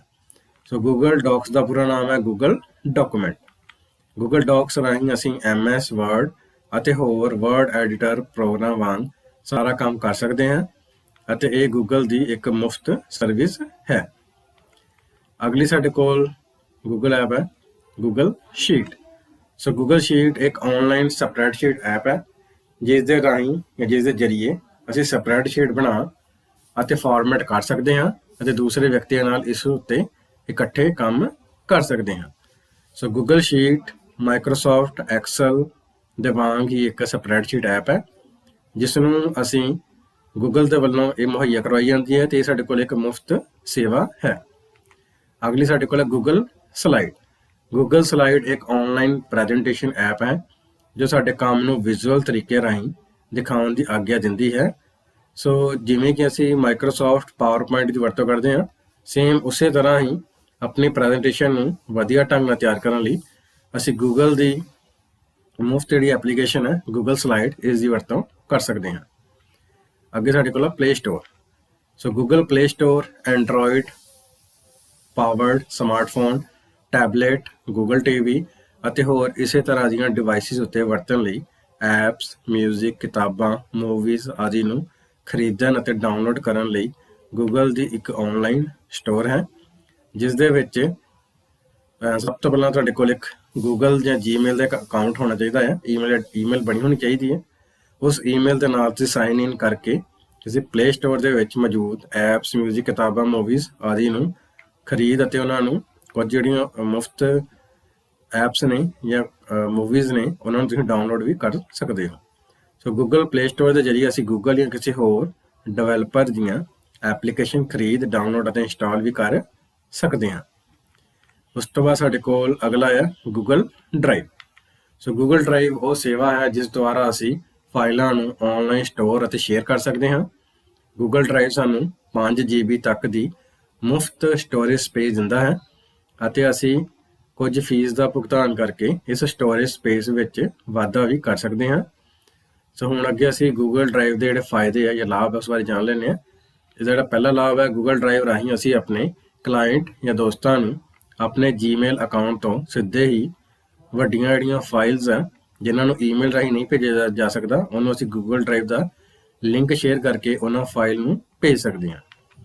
ਗੂਗਲ ਡਰਾਈਵ ਰਾਹੀਂ ਅਸੀਂ ਆਪਣੀ ਫਾਈਲ ਨੂੰ ਕਿਧਰੇ ਵੀ ਬੈਠ ਕੇ ਦੇਖ ਸਕਦੇ ਹਾਂ। ਗੂਗਲ ਡਰਾਈਵ ਰਾਹੀਂ ਅਸੀਂ ਆਪਣੀ ਫਾਈਲ ਨੂੰ ਆਪਣੇ ਸਮਾਰਟਫੋਨ ਤੇ ਵੀ ਖੋਲ ਸਕਦੇ ਹਾਂ। ਗੂਗਲ ਡਰਾਈਵ ਦਾ ਆਪਣਾ ਸਰਚ ਇੰਜਨ ਹੁੰਦਾ ਹੈ ਜਿਸ ਦੇ ਰਾਹੀਂ ਅਸੀਂ ਕੋਈ ਸਮੱਗਰੀ ਨੂੰ ਲੱਭ ਵੀ ਸਕਦੇ ਹਾਂ। ਗੂਗਲ ਡਰਾਈਵ ਵਿੱਚ ਆਪਟੀਕਲ ਕਰੈਕਟਰ ਰੈਕੋਗਨੀਸ਼ਨ ਫੰਕਸ਼ਨ ਵੀ ਹੁੰਦਾ ਹੈ, ਜਿਸ ਦੇ ਜ਼ਰੀਏ ਅਸੀਂ ਸਕੈਨਡ ਦਸਤਾਵੇਜ਼ਾਂ ਤੋਂ ਵੀ ਕੋਈ ਅੱਖਰ ਜਾਂ ਨਿਸ਼ਾਨ ਲੱਭ ਸਕਦੇ ਹਾਂ। ਗੂਗਲ ਡਰਾਈਵ ਰਾਹੀਂ ਅਸੀਂ ਹਰੇਕ ਕਿਸਮ ਦੀ ਫਾਈਲ ਜਿਵੇਂ ਕਿ ਅਡੋਬ ਇਲਸਟ੍ਰੇਟਰ ਜਾਂ ਫਿਰ ਫੋਟੋਸ਼ਾਪ ਆਦਿ ਵਰਗੀਆਂ ਜਿਹੜੀਆਂ ਫਾਈਲਾਂ ਆ ਉਹਨਾਂ ਨੂੰ ਅਸੀਂ ਖੋਲ ਕੇ ਵੇਖ ਸਕਦੇ ਹਾਂ। ਗੂਗਲ ਡਰਾਈਵ ਇਹ ਸਾਰੀਆਂ ਜਿਹੜੀਆਂ ਸੇਵਾਵਾਂ ਆ ਜਾਂ ਸੁਵਿਧਾਵਾਂ ਆ ਉਹ ਸਾਨੂੰ ਮੁਫਤ ਵਿੱਚ ਮੁਹੱਈਆ ਕਰਵਾਉਂਦਾ ਹੈ। ਸੋ ਅੱਗੇ ਹੁਣ ਅਸੀਂ ਸਿੱਖਾਂਗੇ ਸੌਫਟਵੇਅਰ ਨੂੰ ਕਿਵੇਂ ਡਾਊਨਲੋਡ ਕਰਨਾ ਹੈ। ਸਭ ਤੋਂ ਪਹਿਲਾਂ ਅਸੀਂ ਸੌਫਟਵੇਅਰ ਨੂੰ ਡਾਊਨਲੋਡ ਕਰਨ ਦੇ ਸਟੈਪ ਸਿੱਖਣ ਤੋਂ ਪਹਿਲਾਂ ਅਸੀਂ ਇਹ ਜਾਣ ਲੈਂਦੇ ਹਾਂ ਵੀ ਡਾਊਨਲੋਡ ਜਾਂ ਅਪਲੋਡ ਕੀ ਹੁੰਦਾ ਹੈ। ਸੋ ਜਦੋਂ ਵੀ ਅਸੀਂ ਕਿਸੇ ਡਾਕੂਮੈਂਟ ਜਾਂ ਕਿਸੇ ਵੈਬਸਾਈਟ ਤੋਂ ਕੋਈ ਫਾਈਲ ਆਪਣੇ ਕੰਪਿਊਟਰ ਜਾਂ ਟੈਬਲੇਟ ਜਾਂ ਡਿਵਾਈਸ ਤੇ ਕਾਪੀ ਕਰਦੇ ਹਾਂ ਤਾਂ ਉਸ ਨੂੰ ਡਾਊਨਲੋਡਿੰਗ ਕਹਿੰਦੇ ਹਨ। ਅਤੇ ਜਦੋਂ ਵੈਬਸਾਈਟ ਤੇ ਕੋਈ ਫਾਈਲ ਭੇਜਦੇ ਹਾਂ ਆਪਣੇ ਕੰਪਿਊਟਰ ਤੋਂ ਕਿਸੇ ਇੰਟਰਨੈਟ ਦੇ ਵਰਤੋਂ ਕਰਦੇ ਹੋਏ ਅਸੀਂ ਕਿਸੇ ਦੂਸਰੇ ਕੰਪਿਊਟਰ ਤੇ ਕੋਈ ਫਾਈਲ ਭੇਜਦੇ ਹਾਂ ਜਾਂ ਕਿਸੇ ਵੈਬਸਾਈਟ ਤੇ ਭੇਜਦੇ ਹਾਂ ਤਾਂ ਉਸ ਨੂੰ ਅਪਲੋਡਿੰਗ ਕਹਿੰਦੇ ਹਾਂ। ਸੋ ਅੱਗੇ ਅਸੀਂ ਹੁਣ ਕਿਸੇ ਫਾਈਲ ਨੂੰ ਡਾਊਨਲੋਡ ਕਰਨ ਦੇ ਸਟੈਪ ਸਿੱਖ ਲੈਂਦੇ ਹਾਂ। ਸੋ ਜਦੋਂ ਵੀ ਅਸੀਂ ਕਿਸੇ ਵੈਬਸਾਈਟ ਨੂੰ ਖੋਲਦੇ ਹਾਂ ਤਾਂ ਉਸ ਵੈਬਸਾਈਟ ਦੇ ਵਿੱਚ ਉਸ ਲਿੰਕ ਤੇ ਕਲਿੱਕ ਕਰੋ ਜਿਸ ਵਿੱਚ ਮੌਜੂਦ ਫਾਈਲ ਨੂੰ ਤੁਸੀਂ ਡਾਊਨਲੋਡ ਕਰਨਾ ਚਾਹੁੰਦੇ ਹੋ। ਫਿਰ ਫਾਈਲ ਨੂੰ ਓਪਨ ਜਾਂ ਸੇਵ ਤੇ ਕਲਿੱਕ ਕਰੋ, ਡਾਊਨਲੋਡ ਨੂੰ ਕਨਫਰਮ ਕਰੋ ਅਤੇ ਡਾਊਨਲੋਡ ਕੀਤੀ ਗਈ ਜਿਹੜੀ ਫਾਈਲ ਹੈ ਉਸ ਨੂੰ ਓਪਨ ਕਰੋ। ਇਸ ਤਰ੍ਹਾਂ ਨਾਲ ਜਿਹੜੀ ਉਹ ਫਾਈਲ ਹੈ ਉਹ ਤੁਹਾਡੇ ਕੰਪਿਊਟਰ ਦੇ ਵਿੱਚ ਜਾਂ ਤੁਹਾਡੇ ਮੋਬਾਈਲ ਦੇ ਵਿੱਚ ਡਾਊਨਲੋਡ ਹੋ ਜਾਵੇਗੀ। ਅੱਗੇ ਸਾਡੇ ਕੋਲ ਹੈ ਕਲਾਊਡ ਨੈਟਵਰਕਿੰਗ ਕੀ ਹੁੰਦੀ ਹੈ। ਕਲਾਊਡ ਸ਼ਬਦ ਇੰਟਰਨੈਟ ਜਾਂ ਨੈਟਵਰਕ ਲਈ ਵਰਤਿਆ ਜਾਂਦਾ ਹੈ। ਇੰਟਰਨੈਟ ਦੇ ਮਾਧਿਅਮ ਦੇ ਨਾਲ ਕੰਪਿਊਟਿੰਗ ਸੇਵਾਵਾਂ ਦੀ ਡਿਲੀਵਰੀ ਨੂੰ ਕਲਾਊਡ ਕੰਪਿਊਟਿੰਗ ਕਿਹਾ ਜਾਂਦਾ ਹੈ। ਇਹਨਾਂ ਸੇਵਾਵਾਂ ਵਿੱਚ networking, data storage, server, database ਅਤੇ ਸੌਫਟਵੇਅਰ ਵਰਗੇ ਕੰਪਿਊਟਿੰਗ ਰਿਸੋਰਸ ਸ਼ਾਮਲ ਹਨ। ਜਦੋਂ ਅਸੀਂ ਲੋਕਲ ਕੰਪਿਊਟਰ ਦੀ ਸਟੋਰੇਜ ਵਿੱਚ ਡਾਟਾ ਸਟੋਰ ਕਰਦੇ ਹਾਂ ਅਤੇ ਇਸ ਨੂੰ ਐਕਸੈਸ ਜਾਂ ਮੈਨੇਜ ਕਰਨ ਲਈ ਸਾਨੂੰ ਲੋਕਲ ਕੰਪਿਊਟਰ ਤੇ ਹੀ ਨਿਰਭਰ ਰਹਿਣਾ ਪੈਂਦਾ ਹੈ। ਜਦਕਿ ਕਲਾਊਡ ਕੰਪਿਊਟਿੰਗ ਵਿੱਚ ਅਸੀਂ ਆਪਣਾ ਡਾਟਾ ਅਤੇ ਰਿਸੋਰਸ ਨੂੰ ਕਿਸੇ ਵੀ ਜਗ੍ਹਾ ਤੋਂ ਐਕਸੈਸ ਕਰਕੇ ਰੱਖ ਸਕਦੇ ਹਾਂ। ਸੋ ਕਲਾਊਡ ਸੇਵਾਵਾਂ ਮੁਹੱਈਆ ਕਰਵਾਉਣ ਵਾਲੀਆਂ ਕੰਪਨੀਆਂ ਫਾਈਲਸ ਅਤੇ ਐਪਲੀਕੇਸ਼ਨ ਨੂੰ ਇੱਕ ਰਿਮੋਟ ਸਰਵਰ ਤੇ ਸਟੋਰ ਕਰਕੇ ਰੱਖਦੀ ਹੈ, ਜਿਸ ਨੂੰ ਯੂਜ਼ਰ ਵੱਲੋਂ ਕਿਸੇ ਵੀ ਥਾਂ ਤੋਂ ਇੰਟਰਨੈਟ ਦੀ ਵਰਤੋਂ ਕਰਕੇ ਦੇਖਿਆ ਜਾ ਸਕਦਾ ਹੈ। ਸੋ ਕਲਾਊਡ ਨੈਟਵਰਕਿੰਗ ਦੀ ਸਭ ਤੋਂ ਵਧੀਆ ਸਾਡੇ ਕੋਲ ਉਦਾਹਰਨ ਹੈ ਗੂਗਲ ਡਰਾਈਵ। ਸੋ ਗੂਗਲ ਡਰਾਈਵ ਦੇ ਵਰਤੋਂ ਕਰਦੇ ਹੋਏ ਗੂਗਲ ਡਰਾਈਵ ਦੇ ਵਿੱਚ ਅਸੀਂ ਆਪਣੀ ਜਿਹੜੀ ਫਾਈਲਸ ਹੈ ਉਸ ਨੂੰ ਸਟੋਰ ਕਰ ਸਕਦੇ ਹਾਂ ਤੇ ਉਸ ਨੂੰ ਅਸੀਂ ਕਿਸੇ ਵੀ ਆਪਣੇ ਦੋਸਤ ਜਾਂ ਸੱਜਣ ਮਿੱਤਰ ਦੇ ਨਾਲ ਸ਼ੇਅਰ ਕਰ ਸਕਦੇ ਹਾਂ ਤੇ ਅਸੀਂ ਖੁਦ ਵੀ ਉਸ ਜਿਹੜੀ ਡਾਟਾ ਹੈ ਉਸ ਨੂੰ ਕਿਸੇ ਵੀ ਜਗ੍ਹਾ ਤੇ ਜਾ ਕੇ ਉਸ ਨੂੰ ਵੇਖ ਸਕਦੇ ਹਾਂ। ਸੋ ਅੱਗੇ ਸਾਡੇ ਕੋਲ ਹੈ ਯੂਨੀਕ IP ਐਡਰੈਸ। ਕੀ ਹੁੰਦਾ ਹੈ? ਸੋ ਇੰਟਰਨੈਟ ਦੇ ਨਾਲ ਜੁੜੀ ਹੋਈ ਹਰੇਕ ਡਿਵਾਈਸ ਦਾ ਆਪਣਾ ਇੱਕ ਵਿਲੱਖਣ ਨੰਬਰ ਹੁੰਦਾ ਹੈ ਜਾਂ ਐਡਰੈਸ ਹੁੰਦਾ ਹੈ, ਜਿਸ ਨੂੰ ਅਸੀਂ IP ਜਾਂ ਇੰਟਰਨੈਟ ਪ੍ਰੋਟੋਕਾਲ ਐਡਰੈਸ ਕਹਿੰਦੇ ਹਾਂ। ਸੋ ਬਿਨਾਂ IP ਐਡਰੈਸ ਤੋਂ ਅਸੀਂ ਇੱਕ ਡਿਵਾਈਸ ਤੋਂ ਦੂਜੇ ਡਿਵਾਈਸ ਨਾਲ ਨੈਟਵਰਕ ਵਿੱਚ ਸੰਚਾਰ ਨਹੀਂ ਕਰ ਸਕਦੇ, ਕਿਉਂਕਿ ਬਰਾਊਜ਼ਰ ਵਿੱਚ ਕਿਸੇ ਵਿਸ਼ੇ ਉੱਪਰ ਸਰਚ ਕਰਨ ਤੋਂ ਬਾਅਦ IP ਐਡਰੈਸ ਰਾਹੀਂ ਰਾਊਟਰ ਨੂੰ ਪਤਾ ਲੱਗਦਾ ਹੈ ਕਿ ਇਹ ਡਾਟਾ ਕਿੱਥੇ ਪਹੁੰਚਾਉਣਾ ਹੈ, ਅਤੇ ਰਾਊਟਰ ਇਹ ਜਾਣਕਾਰੀ ਇਕੱਠੀ ਕਰਦਾ ਹੈ ਕਿ ਇਸ ਜਾਣਕਾਰੀ ਨੂੰ ਕਿਸ IP ਐਡਰੈਸ ਤੱਕ ਪਹੁੰਚਾਇਆ ਜਾਵੇ। ਸੋ IP ਐਡਰੈਸ ਦੇ 4 ਹਿੱਸੇ ਹੁੰਦੇ ਹਨ, ਜਿਨ੍ਹਾਂ ਨੂੰ ਬਿੰਦੂ ਦੇ ਜ਼ਰੀਏ ਅਲੱਗ ਕੀਤਾ ਜਾਂਦਾ ਹੈ, ਤੇ ਇਹ 0 ਤੋਂ 255 ਤੱਕ ਹੋ ਸਕਦੇ ਹਨ। ਉਦਾਹਰਨ ਦੇ ਲਈ 192.168.1.1। ਇਹ ਸਾਡੇ ਕੋਲ ਇੱਕ IP ਐਡਰੈਸ ਦੀ ਉਦਾਹਰਨ ਹੈ। ਅੱਗੇ ਸਾਡੇ ਕੋਲ ਹੈ ਕਲਾਊਡ ਪ੍ਰਿੰਟਿੰਗ। ਕੀ ਹੁੰਦੀ ਹੈ? ਸੋ ਜਦੋਂ ਅਸੀਂ ਆਪਣੇ ਮੋਬਾਈਲ ਜਾਂ ਕੰਪਿਊਟਰ ਵਿੱਚ ਡਾਟੇ ਨੂੰ ਗੂਗਲ ਕਲਾਊਡ ਜਿਵੇਂ ਕਿ ਗੂਗਲ ਡਰਾਈਵ ਤੇ ਸਟੋਰ ਕਰਦੇ ਹਾਂ, ਤਾਂ ਉਹ ਡਾਟਾ ਗੂਗਲ ਦੇ ਸਰਵਰ ਤੇ ਸਟੋਰ ਹੋ ਜਾਂਦਾ ਹੈ, ਤਾਂ ਅਸੀਂ ਉਸ ਡਾਟੇ ਨੂੰ ਪ੍ਰਿੰਟ ਵੀ ਕਰ ਸਕਦੇ ਹਾਂ। ਸੋ ਗੂਗਲ ਕਲਾਊਡ ਵਿੱਚ ਮੌਜੂਦ ਡਾਟੇ ਦਾ ਪ੍ਰਿੰਟ ਲੈਣ ਲਈ ਸਾਨੂੰ ਆਪਣੇ ਡਿਵਾਈਸ ਨੂੰ ਪ੍ਰਿੰਟਰ ਨਾਲ ਜੋੜਨਾ ਪੈਂਦਾ ਹੈ। ਇਸ ਦੇ ਲਈ ਅਸੀਂ USB ਕੇਬਲ ਜਾਂ ਵਾਈਫਾਈ ਜਾਂ ਬਲੂਟੂਥ ਦੇ ਮਾਧਿਅਮ ਨਾਲ ਉਸ ਡਿਵਾਈਸ ਦੇ ਨਾਲ ਜੁੜ ਸਕਦੇ ਹਾਂ ਅਤੇ ਗੂਗਲ ਕਲਾਊਡ ਪ੍ਰਿੰਟ ਵਿੱਚ ਮੌਜੂਦ ਡਾਟੇ ਦਾ ਪ੍ਰਿੰਟ ਲੈ ਸਕਦੇ ਹਾਂ। ਇਸ ਵਿੱਚ ਯੂਜ਼ਰ ਕਿਸੇ ਵੀ ਸੌਫਟਵੇਅਰ ਟੂਲ ਦੀ ਵਰਤੋਂ ਕਰਕੇ ਆਪਣੀ ਫਾਈਲ ਦੀ ਸਮੱਗਰੀ ਨੂੰ ਲਿਖ ਸਕਦਾ ਹੈ ਅਤੇ ਉਸ ਫਾਈਲ ਨੂੰ ਜੋ ਵੀ ਡਿਵਾਈਸ ਉਹ ਚੁਣਦਾ ਹੈ ਦੇ ਜ਼ਰੀਏ ਕਲਾਊਡ ਪ੍ਰਿੰਟਿੰਗ ਸਰਵਿਸ ਪ੍ਰੋਵਾਈਡਰ ਤੇ ਟ੍ਰਾਂਸਫਰ ਕਰ ਸਕਦਾ ਹੈ, ਜੋ ਬਾਅਦ ਵਿੱਚ ਫਾਈਲ ਨੂੰ ਯੂਜ਼ਰ ਦੁਆਰਾ ਚੁਣਿਆ ਗਿਆ ਕਲਾਊਡ ਅਟੈਚ ਪ੍ਰਿੰਟਰ ਤੱਕ ਪਹੁੰਚਾਉਂਦਾ ਹੈ। ਇਸ ਤਰ੍ਹਾਂ ਨਾਲ ਸਾਡਾ ਜਿਹੜਾ ਪ੍ਰਿੰਟ ਹੈ ਉਹ ਨਿਕਲ ਜਾਂਦਾ ਹੈ। ਉਸ ਤੋਂ ਬਾਅਦ ਸਾਡੇ ਕੋਲ ਅਗਲਾ ਟੌਪਿਕ ਹੈ ਇੰਟਰਨੈਟ ਸੁਰੱਖਿਆ। ਸੋ ਇੰਟਰਨੈਟ ਸਾਨੂੰ ਸੂਚਨਾਵਾਂ ਅਤੇ ਸੇਵਾਵਾਂ ਦਾ ਖਜ਼ਾਨਾ ਪ੍ਰਦਾਨ ਕਰਦਾ ਹੈ, ਅਤੇ ਸਾਡੀ ਰੋਜ਼ਮਰਰਾ ਦੀਆਂ ਕਈ ਕਿਰਿਆਵਾਂ ਇੰਟਰਨੈਟ ਤੇ ਹੀ ਨਿਰਭਰ ਕਰਦੀਆਂ ਹਨ, ਜਿਵੇਂ ਕਿ ਕਈ ਤਰ੍ਹਾਂ ਦਾ ਸੰਚਾਰ, ਖਰੀਦਾਰੀ, ਵਿੱਤੀ ਸੇਵਾਵਾਂ, ਮਨੋਰੰਜਨ ਅਤੇ ਕਈ ਹੋਰ ਕਿਰਿਆਵਾਂ। ਸੋ ਇੰਟਰਨੈਟ ਤੇ ਸਾਡੀ ਨਿੱਜੀ ਜਾਣਕਾਰੀ ਜਿਵੇਂ ਪਾਸਵਰਡ, ਕ੍ਰੈਡਿਟ ਕਾਰਡ ਅਤੇ ਬੈਂਕਿੰਗ ਨਾਲ ਸੰਬੰਧਿਤ ਜਾਣਕਾਰੀਆਂ ਨੂੰ ਸਾਨੂੰ ਸੁਰੱਖਿਅਤ ਰੱਖਣਾ ਪੈਂਦਾ ਹੈ, ਤਾਂ ਜੋ ਕੋਈ ਇਸ ਦੀ ਗਲਤ ਵਰਤੋਂ ਨਾ ਕਰ ਲਵੇ। ਸੋ ਇੰਟਰਨੈਟ ਵਰਤਣ ਵਾਲਿਆਂ ਦੀ ਗਿਣਤੀ ਵਿੱਚ ਵਾਧੇ ਦੇ ਨਾਲ ਨਾਲ ਇਸ ਦੀ ਸੁਰੱਖਿਆ ਦੇ ਖਤਰੇ ਵੀ ਦਿਨੋਂ ਦਿਨ ਵੱਧ ਰਹੇ ਹਨ, ਜਿਸ ਨੂੰ ਸਾਈਬਰ ਕ੍ਰਾਈਮ ਕਿਹਾ ਜਾਂਦਾ ਹੈ। ਸੋ ਆਓ ਅਸੀਂ ਜਾਣਦੇ ਹਾਂ ਕਿ ਇੰਟਰਨੈਟ ਦੀ ਦੁਨੀਆ ਵਿੱਚ ਸੁਰੱਖਿਆ ਨਾਲ ਸੰਬੰਧਿਤ ਕਿਹੜੇ-ਕਿਹੜੇ ਖਤਰੇ ਹੋ ਸਕਦੇ ਹਨ ਅਤੇ ਉਹਨਾਂ ਦੇ ਕੀ ਬਚਾਅ ਵੀ ਹੋ ਸਕਦੇ ਹਨ। ਜਿਸ ਵਿੱਚ ਸਾਡੇ ਕੋਲ ਸਭ ਤੋਂ ਪਹਿਲਾਂ ਹੈ ਵਾਇਰਸ। ਸੋ ਕੰਪਿਊਟਰ ਵਾਇਰਸ ਇੱਕ ਕੰਪਿਊਟਰ ਪ੍ਰੋਗਰਾਮ ਜਾਂ ਕੋਡ ਹੁੰਦਾ ਹੈ ਜੋ ਕਿ ਦੂਜੇ ਕੰਪਿਊਟਰ ਪ੍ਰੋਗਰਾਮ ਵਿੱਚ ਆਪਣੇ ਆਪ ਨੂੰ ਦੁਹਰਾਉਂਦੇ ਹਨ ਅਤੇ ਸਾਡੇ ਕੰਪਿਊਟਰ ਵਿੱਚ ਮੌਜੂਦ ਸੌਫਟਵੇਅਰ, ਹਾਰਡਵੇਅਰ ਤੇ ਡਾਟਾ ਨੂੰ ਨੁਕਸਾਨ ਪਹੁੰਚਾਉਂਦੇ ਹਨ। ਸੋ ਵਾਇਰਸ ਦਾ ਪੂਰਾ ਨਾਮ ਹੁੰਦਾ ਹੈ V ਤੋਂ ਵਾਇਰਸ, I ਤੋਂ ਇਨਫੋਰਮੇਸ਼ਨ। ਸੋ ਵਾਇਰਸ ਦਾ ਪੂਰਾ ਨਾਮ ਹੈ V ਤੋਂ ਵਾਈਟਲ, I ਤੋਂ ਇਨਫੋਰਮੇਸ਼ਨ, R ਤੋਂ ਰਿਸੋਰਸ, U ਤੋਂ ਅੰਡਰ, S ਤੋਂ seize. Vital information resource under seize. ਇਹ ਵਾਇਰਸ ਦਾ ਪੂਰਾ ਨਾਮ ਹੁੰਦਾ ਹੈ। ਵਾਇਰਸ ਇੱਕ ਵਾਰ ਕੰਪਿਊਟਰ ਵਿੱਚ ਦਾਖਲ ਹੋ ਜਾਣ ਤੋਂ ਬਾਅਦ ਕੁਝ ਨੁਕਸਾਨਦਾਇਕ ਕਿਰਿਆਵਾਂ ਕਰਦੇ ਹਨ, ਜਿਵੇਂ ਕਿ ਡਾਟੇ ਨੂੰ ਖਰਾਬ ਕਰਨਾ, ਸੰਵੇਦਨਸ਼ੀਲ ਜਾਣਕਾਰੀ ਲੈਣਾ, ਡਿਵਾਈਸ ਜਾਂ ਨੈਟਵਰਕ ਦੀ ਰਫ਼ਤਾਰ ਨੂੰ ਹੌਲੀ ਕਰ ਦੇਣਾ। ਸੋ ਕਿਸੇ ਕੰਪਿਊਟਰ ਜਾਂ ਨੈਟਵਰਕ ਵਿੱਚ ਵਾਇਰਸ ਸੰਕਰਮਣ ਦੇ ਕਈ ਸਰੋਤ ਹੋ ਸਕਦੇ ਹਨ, ਜਿਵੇਂ ਕਿ ਪਹਿਲਾ ਹੈ ਇੰਟਰਨੈਟ। ਵਾਇਰਸ ਇੰਟਰਨੈਟ ਦੇ ਮਾਧਿਅਮ ਦੇ ਨਾਲ, ਜਿਵੇਂ ਕਿ ਤੁਸੀਂ ਕੋਈ ਫ੍ਰੀ ਸੌਫਟਵੇਅਰ ਡਾਊਨਲੋਡ ਕਰਦੇ ਹੋ, ਉਸ ਦੇ ਰਾਹੀਂ ਵੀ ਤੁਹਾਡੇ ਕੰਪਿਊਟਰ ਵਿੱਚ ਦਾਖਲ ਹੋ ਸਕਦਾ ਹੈ। ਦੂਸਰਾ ਹੈ ਸਟੋਰੇਜ ਡਿਵਾਈਸ। ਤੁਸੀਂ ਪੈਨ ਡਰਾਈਵ ਜਾਂ USB ਰਾਹੀਂ ਕਿਸੇ ਮੋਬਾਈਲ ਜਾਂ ਕਿਸੇ ਕੰਪਿਊਟਰ ਜਾਂ ਕਿਸੇ ਹੋਰ ਜ਼ਰੀਏ ਰਾਹੀਂ ਕੋਈ ਡਾਟਾ ਆਪਣੇ ਕੰਪਿਊਟਰ 'ਤੇ ਟ੍ਰਾਂਸਫਰ ਕਰਦੇ ਹੋ, ਉਸ ਦੇ ਜ਼ਰੀਏ ਵੀ ਤੁਹਾਡੇ ਕੰਪਿਊਟਰ ਵਿੱਚ ਜਿਹੜਾ ਵਾਇਰਸ ਆਉਣ ਦਾ ਖਤਰਾ ਬਣਿਆ ਰਹਿੰਦਾ ਹੈ। ਤੀਸਰਾ ਹੈ ਡਾਊਨਲੋਡ।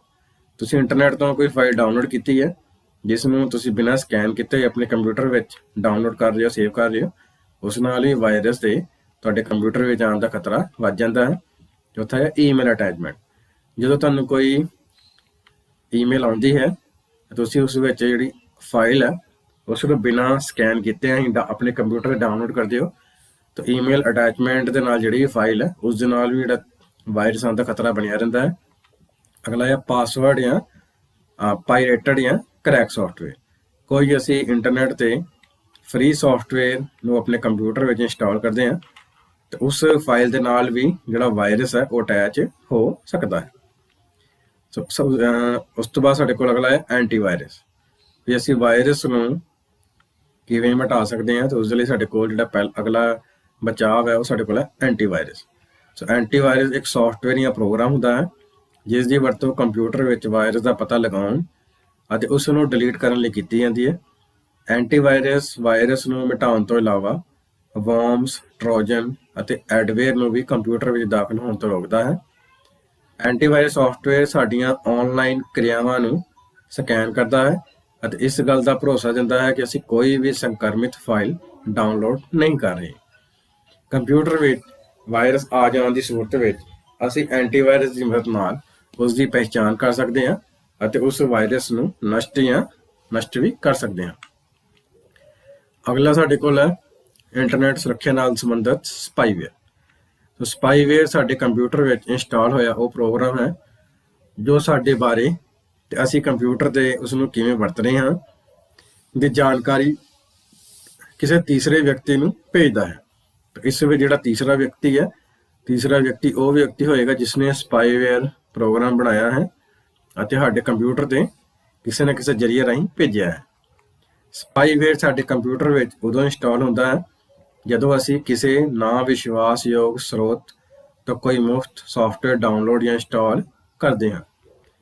ਸਪਾਈਵੇਅਰ ਪ੍ਰੋਗਰਾਮ ਇੰਸਟਾਲ ਹੋ ਜਾਣ ਤੋਂ ਬਾਅਦ ਸਾਡੇ ਕੰਪਿਊਟਰ ਦੀ ਜਾਣਕਾਰੀ ਇਕੱਠੀ ਕਰਨਾ ਸ਼ੁਰੂ ਕਰ ਦਿੰਦੇ ਹਨ। ਅਸੀਂ ਜਿਹੜੀ ਕੀ ਦਬਾਉਂਦੇ ਹਾਂ ਜਿਸ ਵਿੱਚ ਪਾਸਵਰਡ ਜਾਂ ਫਿਰ ਸਾਡੇ ਕ੍ਰੈਡਿਟ ਕਾਰਡ ਜਾਂ ਡੈਬਿਟ ਕਾਰਡ ਨੰਬਰ ਵੀ ਸ਼ਾਮਲ ਹੋ ਸਕਦਾ ਹੈ ਨੂੰ ਰਿਕਾਰਡ ਕਰਦੇ ਹਨ। ਇਸ ਤਰ੍ਹਾਂ ਦੇ ਸਪਾਈਵੇਅਰ ਪ੍ਰੋਗਰਾਮ ਨੁਕਸਾਨਦਾਇਕ ਹੁੰਦੇ ਹਨ ਕਿਉਂਕਿ ਇਸ ਦੇ ਨਾਲ ਸਾਨੂੰ ਜਿਹੜਾ ਫਾਈਨੈਂਸ਼ੀਅਲੀ ਜਿਹੜਾ ਲਾਸ ਹੈ ਉਹ ਹੋ ਸਕਦਾ ਹੈ। ਜਦੋਂ ਸਪਾਈਵੇਅਰ ਪ੍ਰੋਗਰਾਮ ਜਾਣਕਾਰੀ ਇਕੱਠੀ ਕਰ ਲੈਂਦਾ ਹੈ ਤਾਂ ਇਹ ਜਾਣਕਾਰੀ ਉਸ ਵਿਅਕਤੀ ਨੂੰ ਭੇਜਦਾ ਹੈ ਜਿਸ ਨੇ ਇਹ ਸਪਾਈਵੇਅਰ ਪ੍ਰੋਗਰਾਮ ਬਣਾਇਆ ਹੁੰਦਾ ਹੈ ਅਤੇ ਜਦੋਂ ਇਹ ਜਾਣਕਾਰੀ ਭੇਜੀ ਜਾਂਦੀ ਹੈ ਸਾਨੂੰ ਇਸ ਬਾਰੇ ਬਿਲਕੁਲ ਵੀ ਪਤਾ ਨਹੀਂ ਚੱਲਦਾ। ਜਦੋਂ ਵੀ ਅਸੀਂ ਸਪਾਈਵੇਅਰ ਪ੍ਰੋਗਰਾਮ ਨੂੰ ਡਿਲੀਟ ਕਰਦੇ ਹਾਂ ਤਾਂ ਇਹ ਆਪਣੇ ਆਪ ਨੂੰ ਦੁਬਾਰਾ ਇੰਸਟਾਲ ਕਰ ਲੈਂਦਾ ਹੈ। ਵਿਸ਼ਵਾਸਯੋਗ ਸਪਾਈਵੇਅਰ ਮੈਨੇਜਮੈਂਟ ਟੂਲ ਨਾਲ ਇਸ ਨਾਲ ਨਿਪਟਿਆ ਜਾ ਸਕਦਾ ਹੈ। ਸੋ ਕੁਝ ਜਿਹੜੇ ਐਂਟੀਵਾਇਰਸ ਸੌਫਟਵੇਅਰ ਹੈ ਉਹ ਸਾਨੂੰ ਸਪਾਈਵੇਅਰ ਨੂੰ ਡਿਲੀਟ ਕਰਨ ਦੀ ਵੀ ਜਿਹੜੀ ਆਪਸ਼ਨ ਹੈ ਉਹ ਦਿੰਦੇ ਹਨ। ਅਗਲਾ ਸਾਡੇ ਕੋਲ ਹੈ ਟਰੋਜਨ। ਟਰੋਜਨ ਨੂੰ ਟਰੋਜਨ ਹਾਰਸ ਵੀ ਕਿਹਾ ਜਾਂਦਾ ਹੈ। ਇਹ ਇੱਕ ਤਰ੍ਹਾਂ ਦਾ ਮੈਲਵੇਅਰ ਹੁੰਦਾ ਹੈ ਜੋ ਕਿ ਇੱਕ ਯੂਜ਼ਰ ਦੇ ਕੰਪਿਊਟਰ ਨੂੰ ਬਿਨਾਂ ਆਗਿਆ ਵਰਤਣ ਲਈ ਬਣਾਇਆ ਗਿਆ ਹੈ। ਟਰੋਜਨ ਹਾਰਸ ਵਾਇਰਸ ਦੀ ਤਰ੍ਹਾਂ ਆਪਣੇ ਆਪ ਨੂੰ ਦੁਹਰਾਉਂਦੇ ਨਹੀਂ ਜਦਕਿ ਇਸ ਮਸ਼ੀਨ ਉੱਤੇ ਇੰਸਟਾਲ ਹੋਣ ਵਾਲੇ ਵਾਇਰਸ ਦੀ ਅਗਵਾਈ ਕਰਦੇ ਹਨ।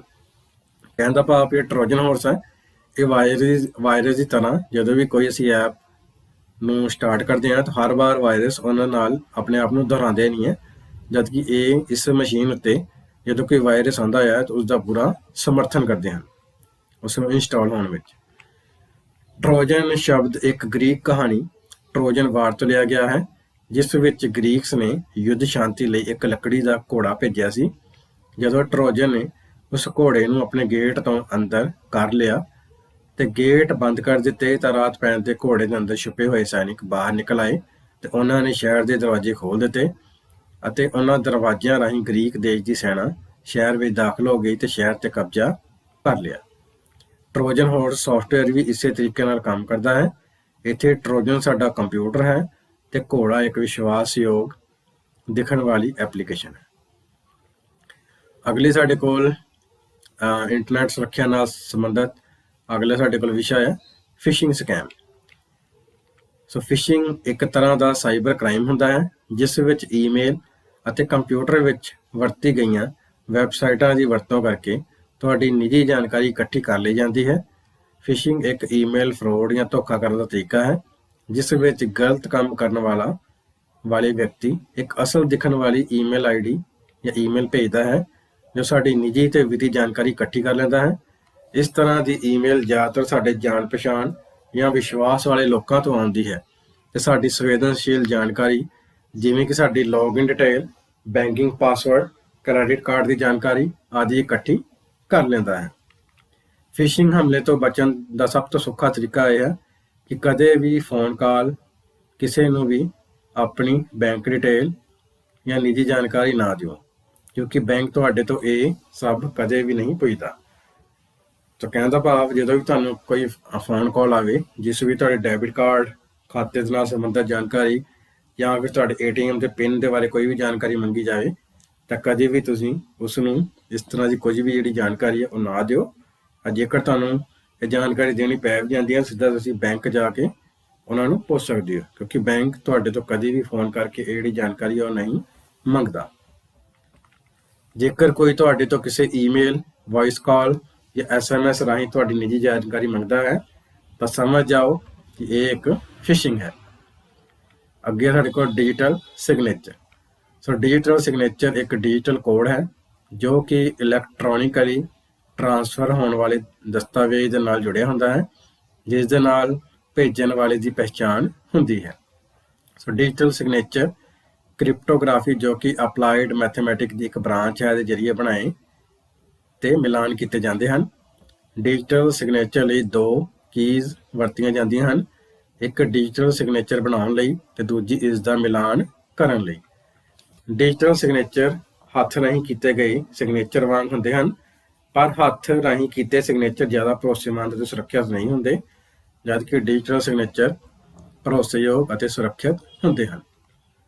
ਅੱਗੇ ਸਾਡੇ ਕੋਲ ਇਸ ਪਾਰਟ ਦੀ ਦੁਹਰਾਈ ਹੈ। ਸਭ ਤੋਂ ਪਹਿਲਾਂ ਸਾਡੇ ਕੋਲ ਖਾਲੀ ਥਾਵਾਂ ਭਰੋ। ਪਹਿਲੀ ਖਾਲੀ ਥਾਂ ਹੈ ਜੀਮੇਲ ਡੈਸ਼ ਦੀ ਇੱਕ ਮੁਫਤ ਈਮੇਲ ਸੇਵਾ ਹੈ। ਸਾਡੇ ਕੋਲ ਇਹਦੇ ਆਪਸ਼ਨ ਹੈ ਯਾਹੂ, ਗੂਗਲ, ਰੈਡਿਫ ਮੇਲ ਜਾਂ ਹੌਟਮੇਲ। ਸਾਡੇ ਕੋਲ ਇਹਦਾ ਸਹੀ ਉੱਤਰ ਹੈ ਜੀਮੇਲ ਗੂਗਲ ਦੀ ਇੱਕ ਮੁਫਤ ਈਮੇਲ ਸੇਵਾ ਹੈ। ਦੂਸਰੀ ਸਾਡੇ ਕੋਲ ਖਾਲੀ ਥਾਂ ਹੈ ਇੰਟਰਨੈਟ ਦੇ ਉੱਤੇ ਹਰੇਕ ਮਸ਼ੀਨ ਨੂੰ ਇੱਕ ਇਕੱਲਾ ਯੂਨੀਕ ਨੰਬਰ ਦਿੱਤਾ ਜਾਂਦਾ ਹੈ ਜਿਸ ਨੂੰ ਡੈਸ਼ ਕਿਹਾ ਜਾਂਦਾ ਹੈ। ਸਾਡੇ ਕੋਲ ਇਹਦੇ ਆਪਸ਼ਨ ਹੈ ਐਡਰੈਸ, ਈਮੇਲ, ID ਜਾਂ IP ਐਡਰੈਸ। ਸਾਡੇ ਕੋਲ ਇਹਦਾ ਸਹੀ ਉੱਤਰ ਹੈ ਇੰਟਰਨੈਟ ਦੇ ਉੱਤੇ ਹਰੇਕ ਮਸ਼ੀਨ ਨੂੰ ਇੱਕ ਇਕੱਲਾ ਯੂਨੀਕ ਨੰਬਰ ਦਿੱਤਾ ਜਾਂਦਾ ਹੈ ਜਿਸ ਨੂੰ IP ਐਡਰੈਸ ਕਿਹਾ ਜਾਂਦਾ ਹੈ। ਤੀਸਰੀ ਖਾਲੀ ਥਾਂ ਹੈ ਡੈਸ਼ ਇੱਕ ਤਰ੍ਹਾਂ ਦਾ ਟੈਸਟ ਹੈ ਜੋ ਇਹ ਪਤਾ ਲਾਉਂਦਾ ਹੈ ਕਿ ਯੂਜ਼ਰ ਮਨੁੱਖ ਹੈ ਕਿ ਨਹੀਂ। ਸਾਡੇ ਕੋਲ ਇਹਦਾ ਆਪਸ਼ਨ ਹੈ ਕੈਪਚਾ, ਡਰਸਾ, ਹੈਪਚਾ, ਨੈਫਕਾ। ਸਾਡੇ ਕੋਲ ਇਹਦਾ ਸਹੀ ਉੱਤਰ ਹੈ ਕੈਪਚਾ ਇੱਕ ਤਰ੍ਹਾਂ ਦਾ ਟੈਸਟ ਹੈ ਜੋ ਇਹ ਪਤਾ ਲਗਾਉਂਦਾ ਹੈ ਕਿ ਯੂਜ਼ਰ ਮਨੁੱਖ ਹੈ ਕਿ ਨਹੀਂ। ਅੱਗੇ ਸਾਡੇ ਕੋਲ ਚੌਥੀ ਖਾਲੀ ਥਾਂ ਹੈ ਡੈਸ਼ ਇੱਕ ਤਰ੍ਹਾਂ ਦਾ ਮੈਲਵੇਅਰ ਹੁੰਦਾ ਹੈ ਜੋ ਕਿ ਯੂਜ਼ਰ ਦੇ ਕੰਪਿਊਟਰ ਨੂੰ ਬਿਨਾਂ ਆਗਿਆ ਵਰਤਣ ਲਈ ਬਣਾਇਆ ਗਿਆ ਹੈ। ਸਾਡੇ ਕੋਲ ਇਸਦੇ ਆਪਸ਼ਨ ਹੈ ਸਪਾਈਵੇਅਰ, ਟਰੋਜਨ, ਮੈਲਵੇਅਰ ਜਾਂ ਹੋਟਸ। ਸਾਡੇ ਕੋਲ ਇਸਦਾ ਸਹੀ ਉੱਤਰ ਹੈ ਟਰੋਜਨ ਇੱਕ ਤਰ੍ਹਾਂ ਦਾ ਮੈਲਵੇਅਰ ਹੁੰਦਾ ਹੈ ਜੋ ਕਿ ਯੂਜ਼ਰ ਦੇ ਕੰਪਿਊਟਰ ਨੂੰ ਬਿਨਾਂ ਆਗਿਆ ਵਰਤਣ ਲਈ ਬਣਾਇਆ ਗਿਆ ਹੈ। ਪੰਜਵਾਂ ਸਾਡੇ ਕੋਲ ਖਾਲੀ ਥਾਂ ਹੈ TV ਅਤੇ ਰੇਡੀਓ। ਇੰਟਰਨੈਟ ਉੱਤੇ ਡੈਸ਼ ਮੀਡੀਆ ਦੇ ਉਦਾਹਰਨ ਹਨ। ਤਾਂ ਸਾਡੇ ਕੋਲ ਇਸਦੇ ਆਪਸ਼ਨ ਹੈ ਸਟ੍ਰੀਮਿੰਗ, ਲਿਮਿਟਡ, ਆਨਲਾਈਨ ਜਾਂ ਆਫਲਾਈਨ। ਤਾਂ ਸਾਡੇ ਕੋਲ ਇਸਦਾ ਸਹੀ ਉੱਤਰ ਹੈ TV ਅਤੇ ਰੇਡੀਓ ਇੰਟਰਨੈਟ ਉੱਤੇ ਸਟ੍ਰੀਮਿੰਗ ਮੀਡੀਆ ਦੇ ਉਦਾਹਰਨ ਹਨ। ਅੱਗੇ ਸਾਡੇ ਕੋਲ ਸਹੀ ਗਲਤ। ਪਹਿਲਾ ਸਾਡੇ ਕੋਲ ਸਹੀ ਗਲਤ ਹੈ ਸਪਾਈਵੇਅਰ ਇੱਕ ਈਮੇਲ ਫਰੋਡ ਜਾਂ ਧੋਖਾ ਹੈ ਜਿਸ ਵਿੱਚ ਗਲਤ ਕੰਮ ਕਰਨ ਵਾਲਾ ਵਿਅਕਤੀ ਇੱਕ ਅਸਲ ਦਿਖਣ ਵਾਲੀ ਈਮੇਲ ਸਾਨੂੰ ਭੇਜਦਾ ਹੈ ਜੋ ਸਾਡੀ ਨਿੱਜੀ ਤੇ ਵਿੱਤੀ ਜਾਣਕਾਰੀ ਇਕੱਠੀ ਕਰ ਲੈਂਦਾ ਹੈ। ਗਲਤ। ਉਸ ਤੋਂ ਬਾਅਦ ਹੈ ਗੂਗਲ ਡਰਾਈਵ ਦੇ ਜ਼ਰੀਏ ਅਸੀਂ ਫਾਈਲਾਂ ਨੂੰ ਆਨਲਾਈਨ ਸਟੋਰ ਅਤੇ ਸ਼ੇਅਰ ਨਹੀਂ ਕਰ ਸਕਦੇ। ਗਲਤ। ਤੀਸਰਾ ਹੈ ਐਂਟੀਵਾਇਰਸ ਦੀ ਵਰਤੋਂ ਕਰਕੇ ਵਾਇਰਸ ਨਾਲ ਨਿਪਟਿਆ ਜਾ ਸਕਦਾ ਹੈ। ਸਹੀ। ਉਸ ਤੋਂ ਬਾਅਦ ਹੈ BCC ਵਿੱਚ ਅਸੀਂ ਉਹਨਾਂ ਵਿਅਕਤੀਆਂ ਦੀ ਈਮੇਲ ਪਤੇ ਟਾਈਪ ਕਰਦੇ ਹਾਂ ਜਿਨ੍ਹਾਂ ਨੂੰ ਅਸੀਂ ਈਮੇਲ ਦੀ ਇੱਕ ਕਾਪੀ ਤਾਂ ਭੇਜਦੇ ਹਾਂ ਪਰ ਦੂਜੇ ਰੈਸੀਪੀਐਂਟ ਨੂੰ ਇਸ ਦਾ ਪਤਾ ਨਹੀਂ ਚੱਲਦਾ। ਸਹੀ। ਉਸ ਤੋਂ ਬਾਅਦ ਪੰਜਵਾਂ ਹੈ ਡਿਜੀਟਲ ਸਿਗਨੇਚਰ ਨੂੰ ਬਾਇਓਗ੍ਰਾਫੀ ਦੇ ਜ਼ਰੀਏ ਬਣਾਇਆ ਅਤੇ ਵੈਰੀਫਾਈ ਕੀਤਾ ਜਾਂਦਾ ਹੈ। ਗਲਤ। ਉਸ ਤੋਂ ਬਾਅਦ ਸਾਡੇ ਕੋਲ ਛੋਟੇ ਉੱਤਰਾਂ ਦੇ ਪ੍ਰਸ਼ਨ ਹੈ। ਪਹਿਲਾ ਪ੍ਰਸ਼ਨ ਹੈ ਕੈਪਚਾ ਕੋਡ ਕਿਸ ਨੂੰ ਕਹਿੰਦੇ ਹਨ। ਸੋ ਕੈਪਚਾ ਦਾ ਪੂਰਾ ਨਾਮ completely automated public Turing test to tell computer and human apart ਹੈ। ਇਹ ਇੱਕ ਤਰ੍ਹਾਂ ਦਾ ਟੈਸਟ ਹੈ ਜੋ ਇਹ ਪਤਾ ਲਗਾਉਂਦਾ ਹੈ ਕਿ ਯੂਜ਼ਰ ਮਨੁੱਖ ਹੈ ਜਾਂ ਨਹੀਂ। ਜਦੋਂ ਅਸੀਂ ਕਿਸੇ ਵੈਬਸਾਈਟ ਤੇ ਆਨਲਾਈਨ ਰਜਿਸਟ੍ਰੇਸ਼ਨ ਕਰਦੇ ਹਾਂ ਜਾਂ ਕਿਸੇ ਬੈਂਕ ਦੀ ਵੈਬਸਾਈਟ ਜਾਂ ਸ਼ੋਪਿੰਗ ਵੈਬਸਾਈਟ ਤੇ ਕੁਝ ਖਰੀਦਦਾਰੀ ਕਰਦੇ ਹਾਂ ਜਾਂ ਸਾਈਨ ਅਪ ਕਰਦੇ ਹਾਂ ਤਾਂ ਉਸ ਸਮੇਂ ਸਾਨੂੰ ਇੱਕ ਇਮੇਜ ਦਿਖਾਈ ਦਿੰਦੀ ਹੈ ਜਿਸ ਵਿੱਚ ਕੁਝ ਅੱਖਰ ਪੁੱਛੇ ਜਾਂਦੇ ਹਨ ਅਤੇ ਉਹਨਾਂ ਅੱਖਰਾਂ ਨੂੰ ਹੇਠਾਂ ਬਾਕਸ ਵਿੱਚ ਲਿਖ ਕੇ ਸਬਮਿਟ ਕਰਨਾ ਹੁੰਦਾ ਹੈ ਜਿਸ ਨੂੰ ਕੈਪਚਾ ਕੋਡ ਕਹਿੰਦੇ ਹਾਂ। ਦੂਸਰਾ ਪ੍ਰਸ਼ਨ ਹੈ ਗੂਗਲ ਐਪ ਤੋਂ ਤੁਸੀਂ ਕੀ ਸਮਝਦੇ ਹੋ। ਸੋ ਐਪ ਸ਼ਬਦ ਐਪਲੀਕੇਸ਼ਨ ਲਈ ਵਰਤਿਆ ਜਾਂਦਾ ਹੈ। ਇਹ ਐਪ ਇੱਕ ਛੋਟਾ ਜਿਹਾ ਸੌਫਟਵੇਅਰ ਹੁੰਦਾ ਹੈ ਜਿਸ ਨੂੰ ਇੰਟਰਨੈਟ ਤੇ, ਕੰਪਿਊਟਰ ਤੇ, ਫੋਨ ਤੇ ਅਤੇ ਕਿਸੇ ਵੀ ਇਲੈਕਟ੍ਰੋਨਿਕ ਡਿਵਾਈਸ ਤੇ ਚਲਾਇਆ ਜਾ ਸਕਦਾ ਹੈ। ਗੂਗਲ ਐਪ ਗੂਗਲ ਦੀਆਂ ਵੈਬ ਆਧਾਰਿਤ ਕੁਝ ਐਪਲੀਕੇਸ਼ਨ ਦਾ ਸਮੂਹ ਹੈ, ਜਿਸ ਵਿੱਚ email, calendar, Google map, word processing, spreadsheet ਅਤੇ ਪ੍ਰੈਜੈਂਟੇਸ਼ਨ ਆਦਿ ਸ਼ਾਮਲ ਹਨ। ਤੀਸਰਾ ਪ੍ਰਸ਼ਨ ਹੈ, ਡਿਜੀਟਲ ਸਿਗਨੇਚਰ ਕੀ ਹੈ? ਡਿਜੀਟਲ ਸਿਗਨੇਚਰ ਇੱਕ ਡਿਜੀਟਲ ਕੋਡ ਹੈ ਜੋ ਕਿ ਇਲੈਕਟ੍ਰੋਨਿਕਲੀ ਟ੍ਰਾਂਸਫਰ ਹੋਣ ਵਾਲੇ ਦਸਤਾਵੇਜ਼ ਦੇ ਨਾਲ ਜੁੜਿਆ ਹੁੰਦਾ ਹੈ, ਜਿਸ ਦੇ ਨਾਲ ਭੇਜਣ ਵਾਲੇ ਦੀ ਪਛਾਣ ਹੁੰਦੀ ਹੈ। ਡਿਜੀਟਲ ਸਿਗਨੇਚਰ ਕ੍ਰਿਪਟੋਗ੍ਰਾਫੀ, ਜੋ ਕਿ ਅਪਲਾਈਡ ਮੈਥਮੈਟਿਕਸ ਦੀ ਇੱਕ ਬ੍ਰਾਂਚ ਹੈ, ਦੇ ਜ਼ਰੀਏ ਬਣਾਏ ਤੇ ਮਿਲਾਨ ਕੀਤੇ ਜਾਂਦੇ ਹਨ। ਡਿਜੀਟਲ ਸਿਗਨੇਚਰ ਲਈ ਦੋ ਕੀਜ਼ ਦੀ ਵਰਤੋਂ ਕੀਤੀ ਜਾਂਦੀ ਹਨ, ਇੱਕ ਡਿਜੀਟਲ ਸਿਗਨੇਚਰ ਬਣਾਉਣ ਲਈ ਤੇ ਦੂਜੀ ਇਸ ਦਾ ਮਿਲਾਨ ਕਰਨ ਲਈ। ਡਿਜੀਟਲ ਸਿਗਨੇਚਰ ਹੱਥ ਰਾਹੀਂ ਕੀਤੇ ਗਏ ਸਿਗਨੇਚਰ ਵਾਂਗ ਹੁੰਦੇ ਹਨ, ਪਰ ਹੱਥ ਰਾਹੀਂ ਕੀਤੇ ਸਿਗਨੇਚਰ ਜ਼ਿਆਦਾ ਭਰੋਸੇਮੰਦ ਅਤੇ ਸੁਰੱਖਿਅਤ ਨਹੀਂ ਹੁੰਦੇ, ਜਦਕਿ ਡਿਜੀਟਲ ਸਿਗਨੇਚਰ ਭਰੋਸੇਯੋਗ ਅਤੇ ਸੁਰੱਖਿਅਤ ਹੁੰਦੇ ਹਨ। ਚੌਥਾ ਪ੍ਰਸ਼ਨ ਹੈ, ਈਮੇਲ ਨੂੰ ਭੇਜਣ ਦਾ ਤਰੀਕਾ ਦੱਸੋ। ਈਮੇਲ ਭੇਜਣ ਦਾ ਤਰੀਕਾ ਹੈ, ਸਭ ਤੋਂ ਪਹਿਲਾ ਪੁਆਇੰਟ, ਈਮੇਲ ਭੇਜਣ ਲਈ ਫੋਲਡਰ ਲਿਸਟ ਦੇ ਸਭ ਤੋਂ ਉੱਪਰ ਕੰਪੋਜ਼ ਮੇਲ ਉੱਤੇ ਕਲਿੱਕ ਕਰੋ। ਜੀਮੇਲ ਇੰਟਰਫੇਸ ਵਿੱਚ ਇੱਕ ਐਂਟਰੀ ਫਾਰਮ ਨਜ਼ਰ ਆਵੇਗਾ। ਰੈਸੀਪੀਐਂਟ ਮੇਲ ਟੂ ਬਾਕਸ ਵਿੱਚ ਉਸ ਵਿਅਕਤੀ ਦਾ ਈਮੇਲ ਪਤਾ ਟਾਈਪ ਕਰੋ ਜਿਸ ਨੂੰ ਤੁਸੀਂ ਈਮੇਲ ਭੇਜਣਾ ਚਾਹੁੰਦੇ ਹੋ। ਉਸ ਤੋਂ ਬਾਅਦ ਰੈਸੀਪੀਐਂਟ ਮੇਲ ਟੂ ਬਾਕਸ ਦੇ ਹੇਠਾਂ ਸਬਜੈਕਟ ਵਿੱਚ ਈਮੇਲ ਦਾ ਵਿਸ਼ਾ ਟਾਈਪ ਕਰੋ। ਰਾਈਟ ਟੈਕਸਟ ਵਿੱਚ ਆਪਣਾ ਸੰਦੇਸ਼ ਟਾਈਪ ਕਰੋ ਅਤੇ ਲਾਸਟ ਵਿੱਚ ਜਦੋਂ ਤੁਸੀਂ ਆਪਣੀ ਮੇਲ ਲਿਖ ਲੈਂਦੇ ਹੋ ਤਾਂ ਸੇਵ ਬਟਨ 'ਤੇ ਕਲਿੱਕ ਕਰਕੇ ਤੁਸੀਂ ਆਪਣੀ ਈਮੇਲ ਨੂੰ ਡਰਾਫਟ ਵਿੱਚ ਸੇਵ ਵੀ ਕਰ ਸਕਦੇ ਹੋ ਅਤੇ ਸੈਂਡ ਬਟਨ 'ਤੇ ਕਲਿੱਕ ਕਰਕੇ ਇਸ ਨੂੰ ਉਸੇ ਸਮੇਂ ਹੀ ਇਸ ਮੇਲ ਨੂੰ ਭੇਜ ਵੀ ਸਕਦੇ ਹੋ। ਅੱਗੇ ਸਾਡੇ ਕੋਲ ਪੰਜਵਾਂ ਪ੍ਰਸ਼ਨ ਹੈ, ਡਾਊਨਲੋਡਿੰਗ ਦੇ ਬੇਸਿਕ ਸਟੈਪ ਲਿਖੋ। ਕਿਸੇ ਫਾਈਲ ਨੂੰ ਡਾਊਨਲੋਡ ਕਰਨ ਦੇ ਸਟੈਪ ਸਾਡੇ ਕੋਲ ਹੇਠਾਂ ਲਿਖੇ ਅਨੁਸਾਰ ਹਨ। ਕਿਸੇ ਵੈਬਸਾਈਟ ਵਿੱਚ ਉਸ ਲਿੰਕ 'ਤੇ ਕਲਿੱਕ ਕਰੋ ਜਿਸ ਵਿੱਚ ਮੌਜੂਦ ਫਾਈਲ ਨੂੰ ਤੁਸੀਂ ਡਾਊਨਲੋਡ ਕਰਨਾ ਚਾਹੁੰਦੇ ਹੋ। ਫਿਰ ਫਾਈਲ ਨੂੰ ਓਪਨ ਜਾਂ ਸੇਵ 'ਤੇ ਕਲਿੱਕ ਕਰੋ। ਡਾਊਨਲੋਡ ਨੂੰ ਕਨਫਰਮ ਕਰੋ। ਡਾਊਨਲੋਡ ਕੀਤੀ ਫਾਈਲ ਨੂੰ ਓਪਨ ਕਰੋ। ਇਸ ਤਰ੍ਹਾਂ ਨਾਲ ਜਿਹੜੀ ਤੁਹਾਡੀ ਫਾਈਲ ਹੈ ਉਹ ਤੁਹਾਡੇ ਕੰਪਿਊਟਰ, ਮੋਬਾਈਲ ਜਾਂ ਲੈਪਟਾਪ ਵਿੱਚ ਡਾਊਨਲੋਡ ਹੋ ਜਾਵੇਗੀ। ਉਸ ਤੋਂ ਬਾਅਦ ਛੇਵਾਂ ਪ੍ਰਸ਼ਨ ਹੈ, ਕਲਾਊਡ ਪ੍ਰਿੰਟਿੰਗ ਕੀ ਹੁੰਦੀ ਹੈ? ਜਦੋਂ ਅਸੀਂ ਆਪਣੇ ਮੋਬਾਈਲ ਜਾਂ ਕੰਪਿਊਟਰ ਵਿੱਚ ਡਾਟੇ ਨੂੰ ਗੂਗਲ ਕਲਾਊਡ ਜਿਵੇਂ ਗੂਗਲ ਡਰਾਈਵ 'ਤੇ ਸਟੋਰ ਕਰਦੇ ਹਾਂ ਤਾਂ ਉਹ ਡਾਟਾ ਗੂਗਲ ਦੇ ਸਰਵਰ 'ਤੇ ਸਟੋਰ ਹੋ ਜਾਂਦਾ ਹੈ ਤਾਂ ਅਸੀਂ ਉਸ ਡਾਟੇ ਨੂੰ ਪ੍ਰਿੰਟ ਵੀ ਕਰ ਸਕਦੇ ਹਾਂ। ਗੂਗਲ ਕਲਾਊਡ ਵਿੱਚ ਮੌਜੂਦ ਡਾਟੇ ਦਾ ਪ੍ਰਿੰਟ ਲੈਣ ਲਈ ਸਾਨੂੰ ਆਪਣੇ ਡਿਵਾਈਸ ਨੂੰ ਪ੍ਰਿੰਟਰ ਨਾਲ ਜੋੜਨਾ ਪੈਂਦਾ ਹੈ। ਇਸ ਦੇ ਲਈ ਅਸੀਂ USB ਕੇਬਲ, ਵਾਈਫਾਈ ਜਾਂ ਬਲੂਟੂਥ ਦੇ ਮਾਧਿਅਮ ਦੇ ਨਾਲ ਵੀ ਆਪਣੇ ਡਿਵਾਈਸ ਨੂੰ ਜੋੜ ਸਕਦੇ ਹਾਂ ਅਤੇ ਗੂਗਲ ਕਲਾਊਡ ਪ੍ਰਿੰਟ ਵਿੱਚ ਮੌਜੂਦ ਡਾਟੇ ਦਾ ਪ੍ਰਿੰਟ ਲੈ ਸਕਦੇ ਹਾਂ। ਅਗਲਾ ਸਾਡੇ ਕੋਲ ਪ੍ਰਸ਼ਨ ਹੈ, ਕੋਈ 4 ਐਂਟੀਵਾਇਰਸ ਦੇ ਨਾਮ ਲਿਖੋ। ਜਿਸ ਵਿੱਚ ਸਾਡੇ ਕੋਲ ਪਹਿਲਾ ਐਂਟੀਵਾਇਰਸ ਹੈ ਅਵੀਰਾ ਐਂਟੀਵਾਇਰਸ, ਦੂਸਰਾ ਕੁਇਕ ਹੀਲ ਐਂਟੀਵਾਇਰਸ, ਤੀਸਰਾ ਨੋਰਟਨ ਐਂਟੀਵਾਇਰਸ, ਚੌਥਾ ਅਵਾਸਟ ਐਂਟੀਵਾਇਰਸ। ਅੱਗੇ ਸਾਡੇ ਕੋਲ ਹੈ ਵੱਡੇ ਉਤਰਾਂ ਵਾਲੇ ਪ੍ਰਸ਼ਨ, ਜਿਸ ਵਿੱਚ ਸਾਡੇ ਕੋਲ ਪਹਿਲਾ ਪ੍ਰਸ਼ਨ ਹੈ, IP ਐਡਰੈਸ ਕੀ ਹੈ, ਵਿਆਖਿਆ ਕਰੋ। IP ਦਾ ਪੂਰਾ ਨਾਮ ਹੁੰਦਾ ਹੈ ਇੰਟਰਨੈਟ ਪ੍ਰੋਟੋਕੋਲ। ਇਸ ਦੀ ਵਰਤੋਂ ਨੈਟਵਰਕ ਉੱਪਰ ਹਰੇਕ ਕੰਪਿਊਟਰ ਨੂੰ ਇੱਕ ਵਿਲੱਖਣ ਐਡਰੈਸ ਦੇਣ ਲਈ ਕੀਤੀ ਜਾਂਦੀ ਹੈ। IP ਐਡਰੈਸ ਤੋਂ ਬਿਨਾਂ ਅਸੀਂ ਨੈਟਵਰਕ ਜਾਂ ਇੰਟਰਨੈਟ ਉੱਪਰ ਸੰਚਾਰ ਨਹੀਂ ਕਰ ਸਕਦੇ। IP ਐਡਰੈਸ ਵਿੱਚ 4 ਨੰਬਰ ਹੁੰਦੇ ਹਨ। ਇਹਨਾਂ ਨੰਬਰਾਂ ਨੂੰ ਬਿੰਦੂਆਂ ਨਾਲ ਅਲੱਗ ਕੀਤਾ ਜਾਂਦਾ ਹੈ। ਜਿਵੇਂ ਕਿ 192.168.1.121। IP ਐਡਰੈਸ ਵਿੱਚ ਹਰੇਕ ਨੰਬਰ 0 ਤੋਂ 255 ਤੱਕ ਹੋ ਸਕਦਾ ਹੈ। ਭਾਵ IP ਐਡਰੈਸਾਂ ਦੀ ਰੇਂਜ 0.0.0.0 ਤੋਂ ਲੈ ਕੇ 255.255.255.255 ਤੱਕ ਕੋਈ ਵੀ ਹੋ ਸਕਦੀ ਹੈ।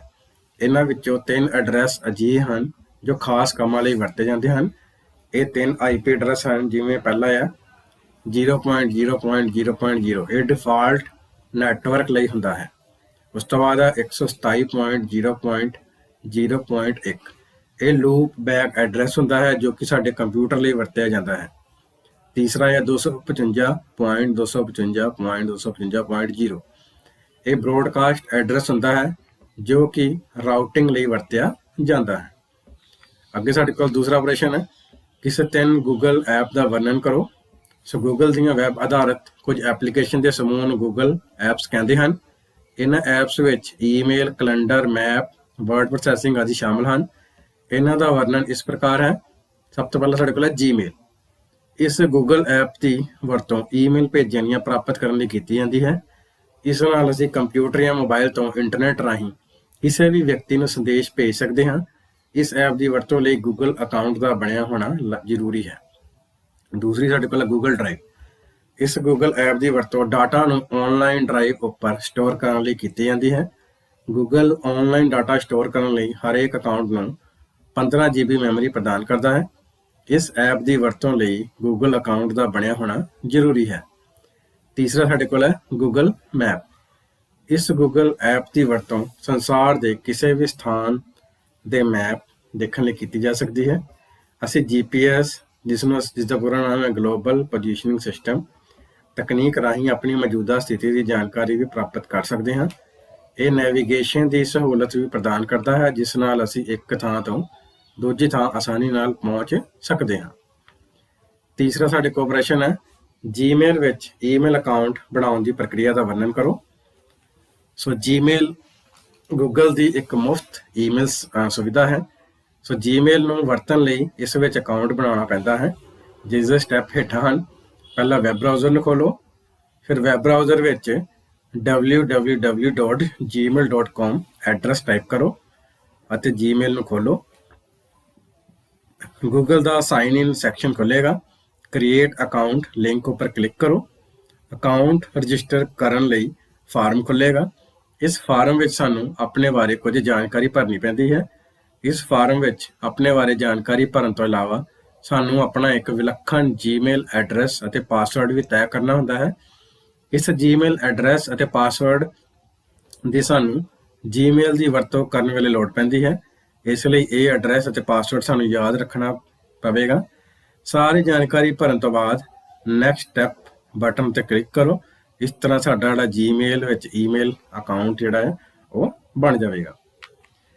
ਚੌਥਾ ਪ੍ਰਸ਼ਨ ਹੈ ਗੂਗਲ ਡਰਾਈਵ ਦੇ ਕੀ ਲਾਭ ਹਨ। ਸੋ ਗੂਗਲ ਡਰਾਈਵ ਗੂਗਲ ਦੀ ਇੱਕ ਐਪ ਹੈ। ਇਸ ਦੀ ਵਰਤੋਂ ਡਾਟਾ ਨੂੰ ਆਨਲਾਈਨ ਡਰਾਈਵ ਉੱਪਰ ਸਟੋਰ ਕਰਨ ਲਈ ਕੀਤੀ ਜਾਂਦੀ ਹੈ। ਗੂਗਲ ਆਨਲਾਈਨ ਡਾਟਾ ਸਟੋਰ ਕਰਨ ਲਈ ਹਰੇਕ ਅਕਾਊਂਟ ਨੂੰ 15 GB ਤੱਕ ਜਿਹੜਾ ਸਟੋਰੇਜ ਸਪੇਸ ਜਾਂ ਮੈਮਰੀ ਹੈ ਮੁਹੱਈਆ ਕਰਾਉਂਦਾ ਹੈ। ਇਸ ਐਪ ਦੀ ਵਰਤੋਂ ਲਈ ਗੂਗਲ ਅਕਾਊਂਟ ਦਾ ਬਣਿਆ ਹੋਣਾ ਜ਼ਰੂਰੀ ਹੈ। ਹੁਣ ਅੱਗੇ ਅਸੀਂ ਗੂਗਲ ਡਰਾਈਵ ਦੇ ਲਾਭ ਬਾਰੇ ਜਾਣ ਲੈਂਦੇ ਹਾਂ। ਇਸ ਦਾ ਪਹਿਲਾ ਲਾਭ ਹੈ ਗੂਗਲ ਡਰਾਈਵ ਵਿੱਚ ਅਸੀਂ ਆਪਣਾ ਡਾਟਾ ਆਨਲਾਈਨ ਡਰਾਈਵ ਉੱਪਰ ਸਟੋਰ ਕਰਕੇ ਰੱਖ ਸਕਦੇ ਹਾਂ। ਦੂਸਰਾ ਲਾਭ ਹੈ ਗੂਗਲ ਡਰਾਈਵ ਉੱਪਰ ਪਈਆਂ ਫਾਈਲਾਂ ਨੂੰ ਅਸੀਂ ਦੂਜੇ ਵਿਅਕਤੀਆਂ ਨਾਲ ਸ਼ੇਅਰ ਕਰ ਸਕਦੇ ਹਾਂ। ਤੀਸਰਾ ਪੁਆਇੰਟ ਹੈ ਗੂਗਲ ਡਰਾਈਵ ਉੱਪਰ ਪਈਆਂ ਫਾਈਲਾਂ ਨੂੰ ਅਸੀਂ ਕਿਧਰੇ ਵੀ ਬੈਠ ਕੇ ਦੇਖ ਸਕਦੇ ਹਾਂ। ਚੌਥਾ ਇਸ ਦਾ ਫਾਇਦਾ ਹੈ ਗੂਗਲ ਡਰਾਈਵ ਉੱਪਰ ਸਟੋਰ ਫਾਈਲਾਂ ਨੂੰ ਆਸਾਨੀ ਨਾਲ ਲੱਭ ਸਕਦੇ ਹਾਂ, ਕਿਉਂਕਿ ਇਹ ਸਾਨੂੰ ਇੱਕ ਬਿਲਟ ਇਨ ਸਰਚ ਇੰਜਨ ਵੀ ਪ੍ਰਦਾਨ ਕਰਦਾ ਹੈ। ਪੰਜਵਾਂ ਇਸ ਦਾ ਫਾਇਦਾ ਹੈ Google drive optical character recognition ਦੀ ਸੁਵਿਧਾ ਵੀ ਪ੍ਰਦਾਨ ਕਰਦਾ ਹੈ। ਛੇਵਾਂ ਪੁਆਇੰਟ ਹੈ ਗੂਗਲ ਡਰਾਈਵ ਵਿੱਚ ਸਾਨੂੰ ਕਈ ਕਿਸਮਾਂ ਦੀਆਂ ਫਾਈਲਾਂ ਜਿਵੇਂ ਕਿ ਡਾਕੂਮੈਂਟ, ਐਕਸਲ, ਫੋਟੋਸ਼ੋਪ ਜਾਂ JPG ਆਦਿ ਖੋਲ ਕੇ ਵੀ ਦੇਖਣ ਦੀ ਸੁਵਿਧਾ ਮੁਹੱਈਆ ਕਰਾਉਂਦਾ ਹੈ। ਸੱਤਵਾਂ ਇਸ ਦਾ ਫਾਇਦਾ ਹੈ ਇਹ ਸਾਰੀਆਂ ਸੁਵਿਧਾਵਾਂ ਗੂਗਲ ਵੱਲੋਂ ਸਾਨੂੰ ਮੁਫਤ ਪ੍ਰਦਾਨ ਕੀਤੀਆਂ ਜਾਂਦੀਆਂ ਹਨ। ਬੱਚਿਓ, ਇਸ ਵੀਡੀਓ ਤੋਂ ਇਲਾਵਾ ਜੇਕਰ ਤੁਸੀਂ ਇਹ ਸਿੱਖਣਾ ਚਾਹੁੰਦੇ ਹੋ ਕਿ ਈਮੇਲ ਨੂੰ ਕਿਵੇਂ ਬਣਾ ਸਕਦੇ ਹਾਂ ਤੇ ਈਮੇਲ ਨੂੰ ਕਿਵੇਂ ਸੈਂਡ ਕਰ ਸਕਦੇ ਹਾਂ ਜਾਂ ਈਮੇਲ ਕਿਵੇਂ ਪ੍ਰਾਪਤ ਕਰ ਸਕਦੇ ਹਾਂ, ਜਾਂ ਇੱਕ ਈਮੇਲ ਦੇ ਨਾਲ ਅਸੀਂ ਕੋਈ ਫਾਈਲ ਨੂੰ ਕਿਵੇਂ ਅਟੈਚ ਕਰ ਸਕਦੇ ਹਾਂ, ਜਾਂ ਆਪਣਾ ਈਮੇਲ ਦਾ ਜਿਹੜਾ ਖਾਤੇ ਦਾ ਜਿਹੜਾ ਪਾਸਵਰਡ ਹੈ ਉਸ ਨੂੰ ਕਿਵੇਂ ਅਸੀਂ ਬਦਲ ਸਕਦੇ ਹਾਂ, ਤਾਂ ਉਸ ਦੇ ਲਈ ਇਸ ਵੀਡੀਓ ਦੇ ਡਿਸਕ੍ਰਿਪਸ਼ਨ ਦੇ ਵਿੱਚ ਉਹ ਸਾਰੀਆਂ ਵੀਡੀਓ ਦੇ ਲਿੰਕ ਦਿੱਤੇ ਗਏ ਨੇ। ਤੁਸੀਂ ਉਹਨਾਂ ਵੀਡੀਓ 'ਤੇ ਕਲਿੱਕ ਕਰਕੇ ਉਹਨਾਂ ਵੀਡੀਓ ਨੂੰ ਵੇਖ ਸਕਦੇ ਹੋ। ਸੋ ਬੱਚੇ, ਜੇਕਰ ਤੁਹਾਨੂੰ ਇਹ ਵੀਡੀਓ ਵਧੀਆ ਲੱਗੀ ਅਤੇ ਤੁਸੀਂ ਚਾਹੁੰਦੇ ਹੋ ਵੀ ਇਸੇ ਤਰ੍ਹਾਂ ਹੀ ਤੁਹਾਨੂੰ ਕੰਪਿਊਟਰ ਵਿਸ਼ੇ ਨਾਲ ਸੰਬੰਧਿਤ ਵੀਡੀਓ ਦੀ ਨੋਟੀਫਿਕੇਸ਼ਨ ਮਿਲਦੀ ਰਹੇ ਤਾਂ ਤੁਸੀਂ ਇਸ ਚੈਨਲ ਨੂੰ ਲਾਈਕ, ਸਬਸਕ੍ਰਾਈਬ ਅਤੇ ਸ਼ੇਅਰ ਕਰਨਾ ਨਾ ਭੁੱਲਿਓ। ਧੰਨਵਾਦ।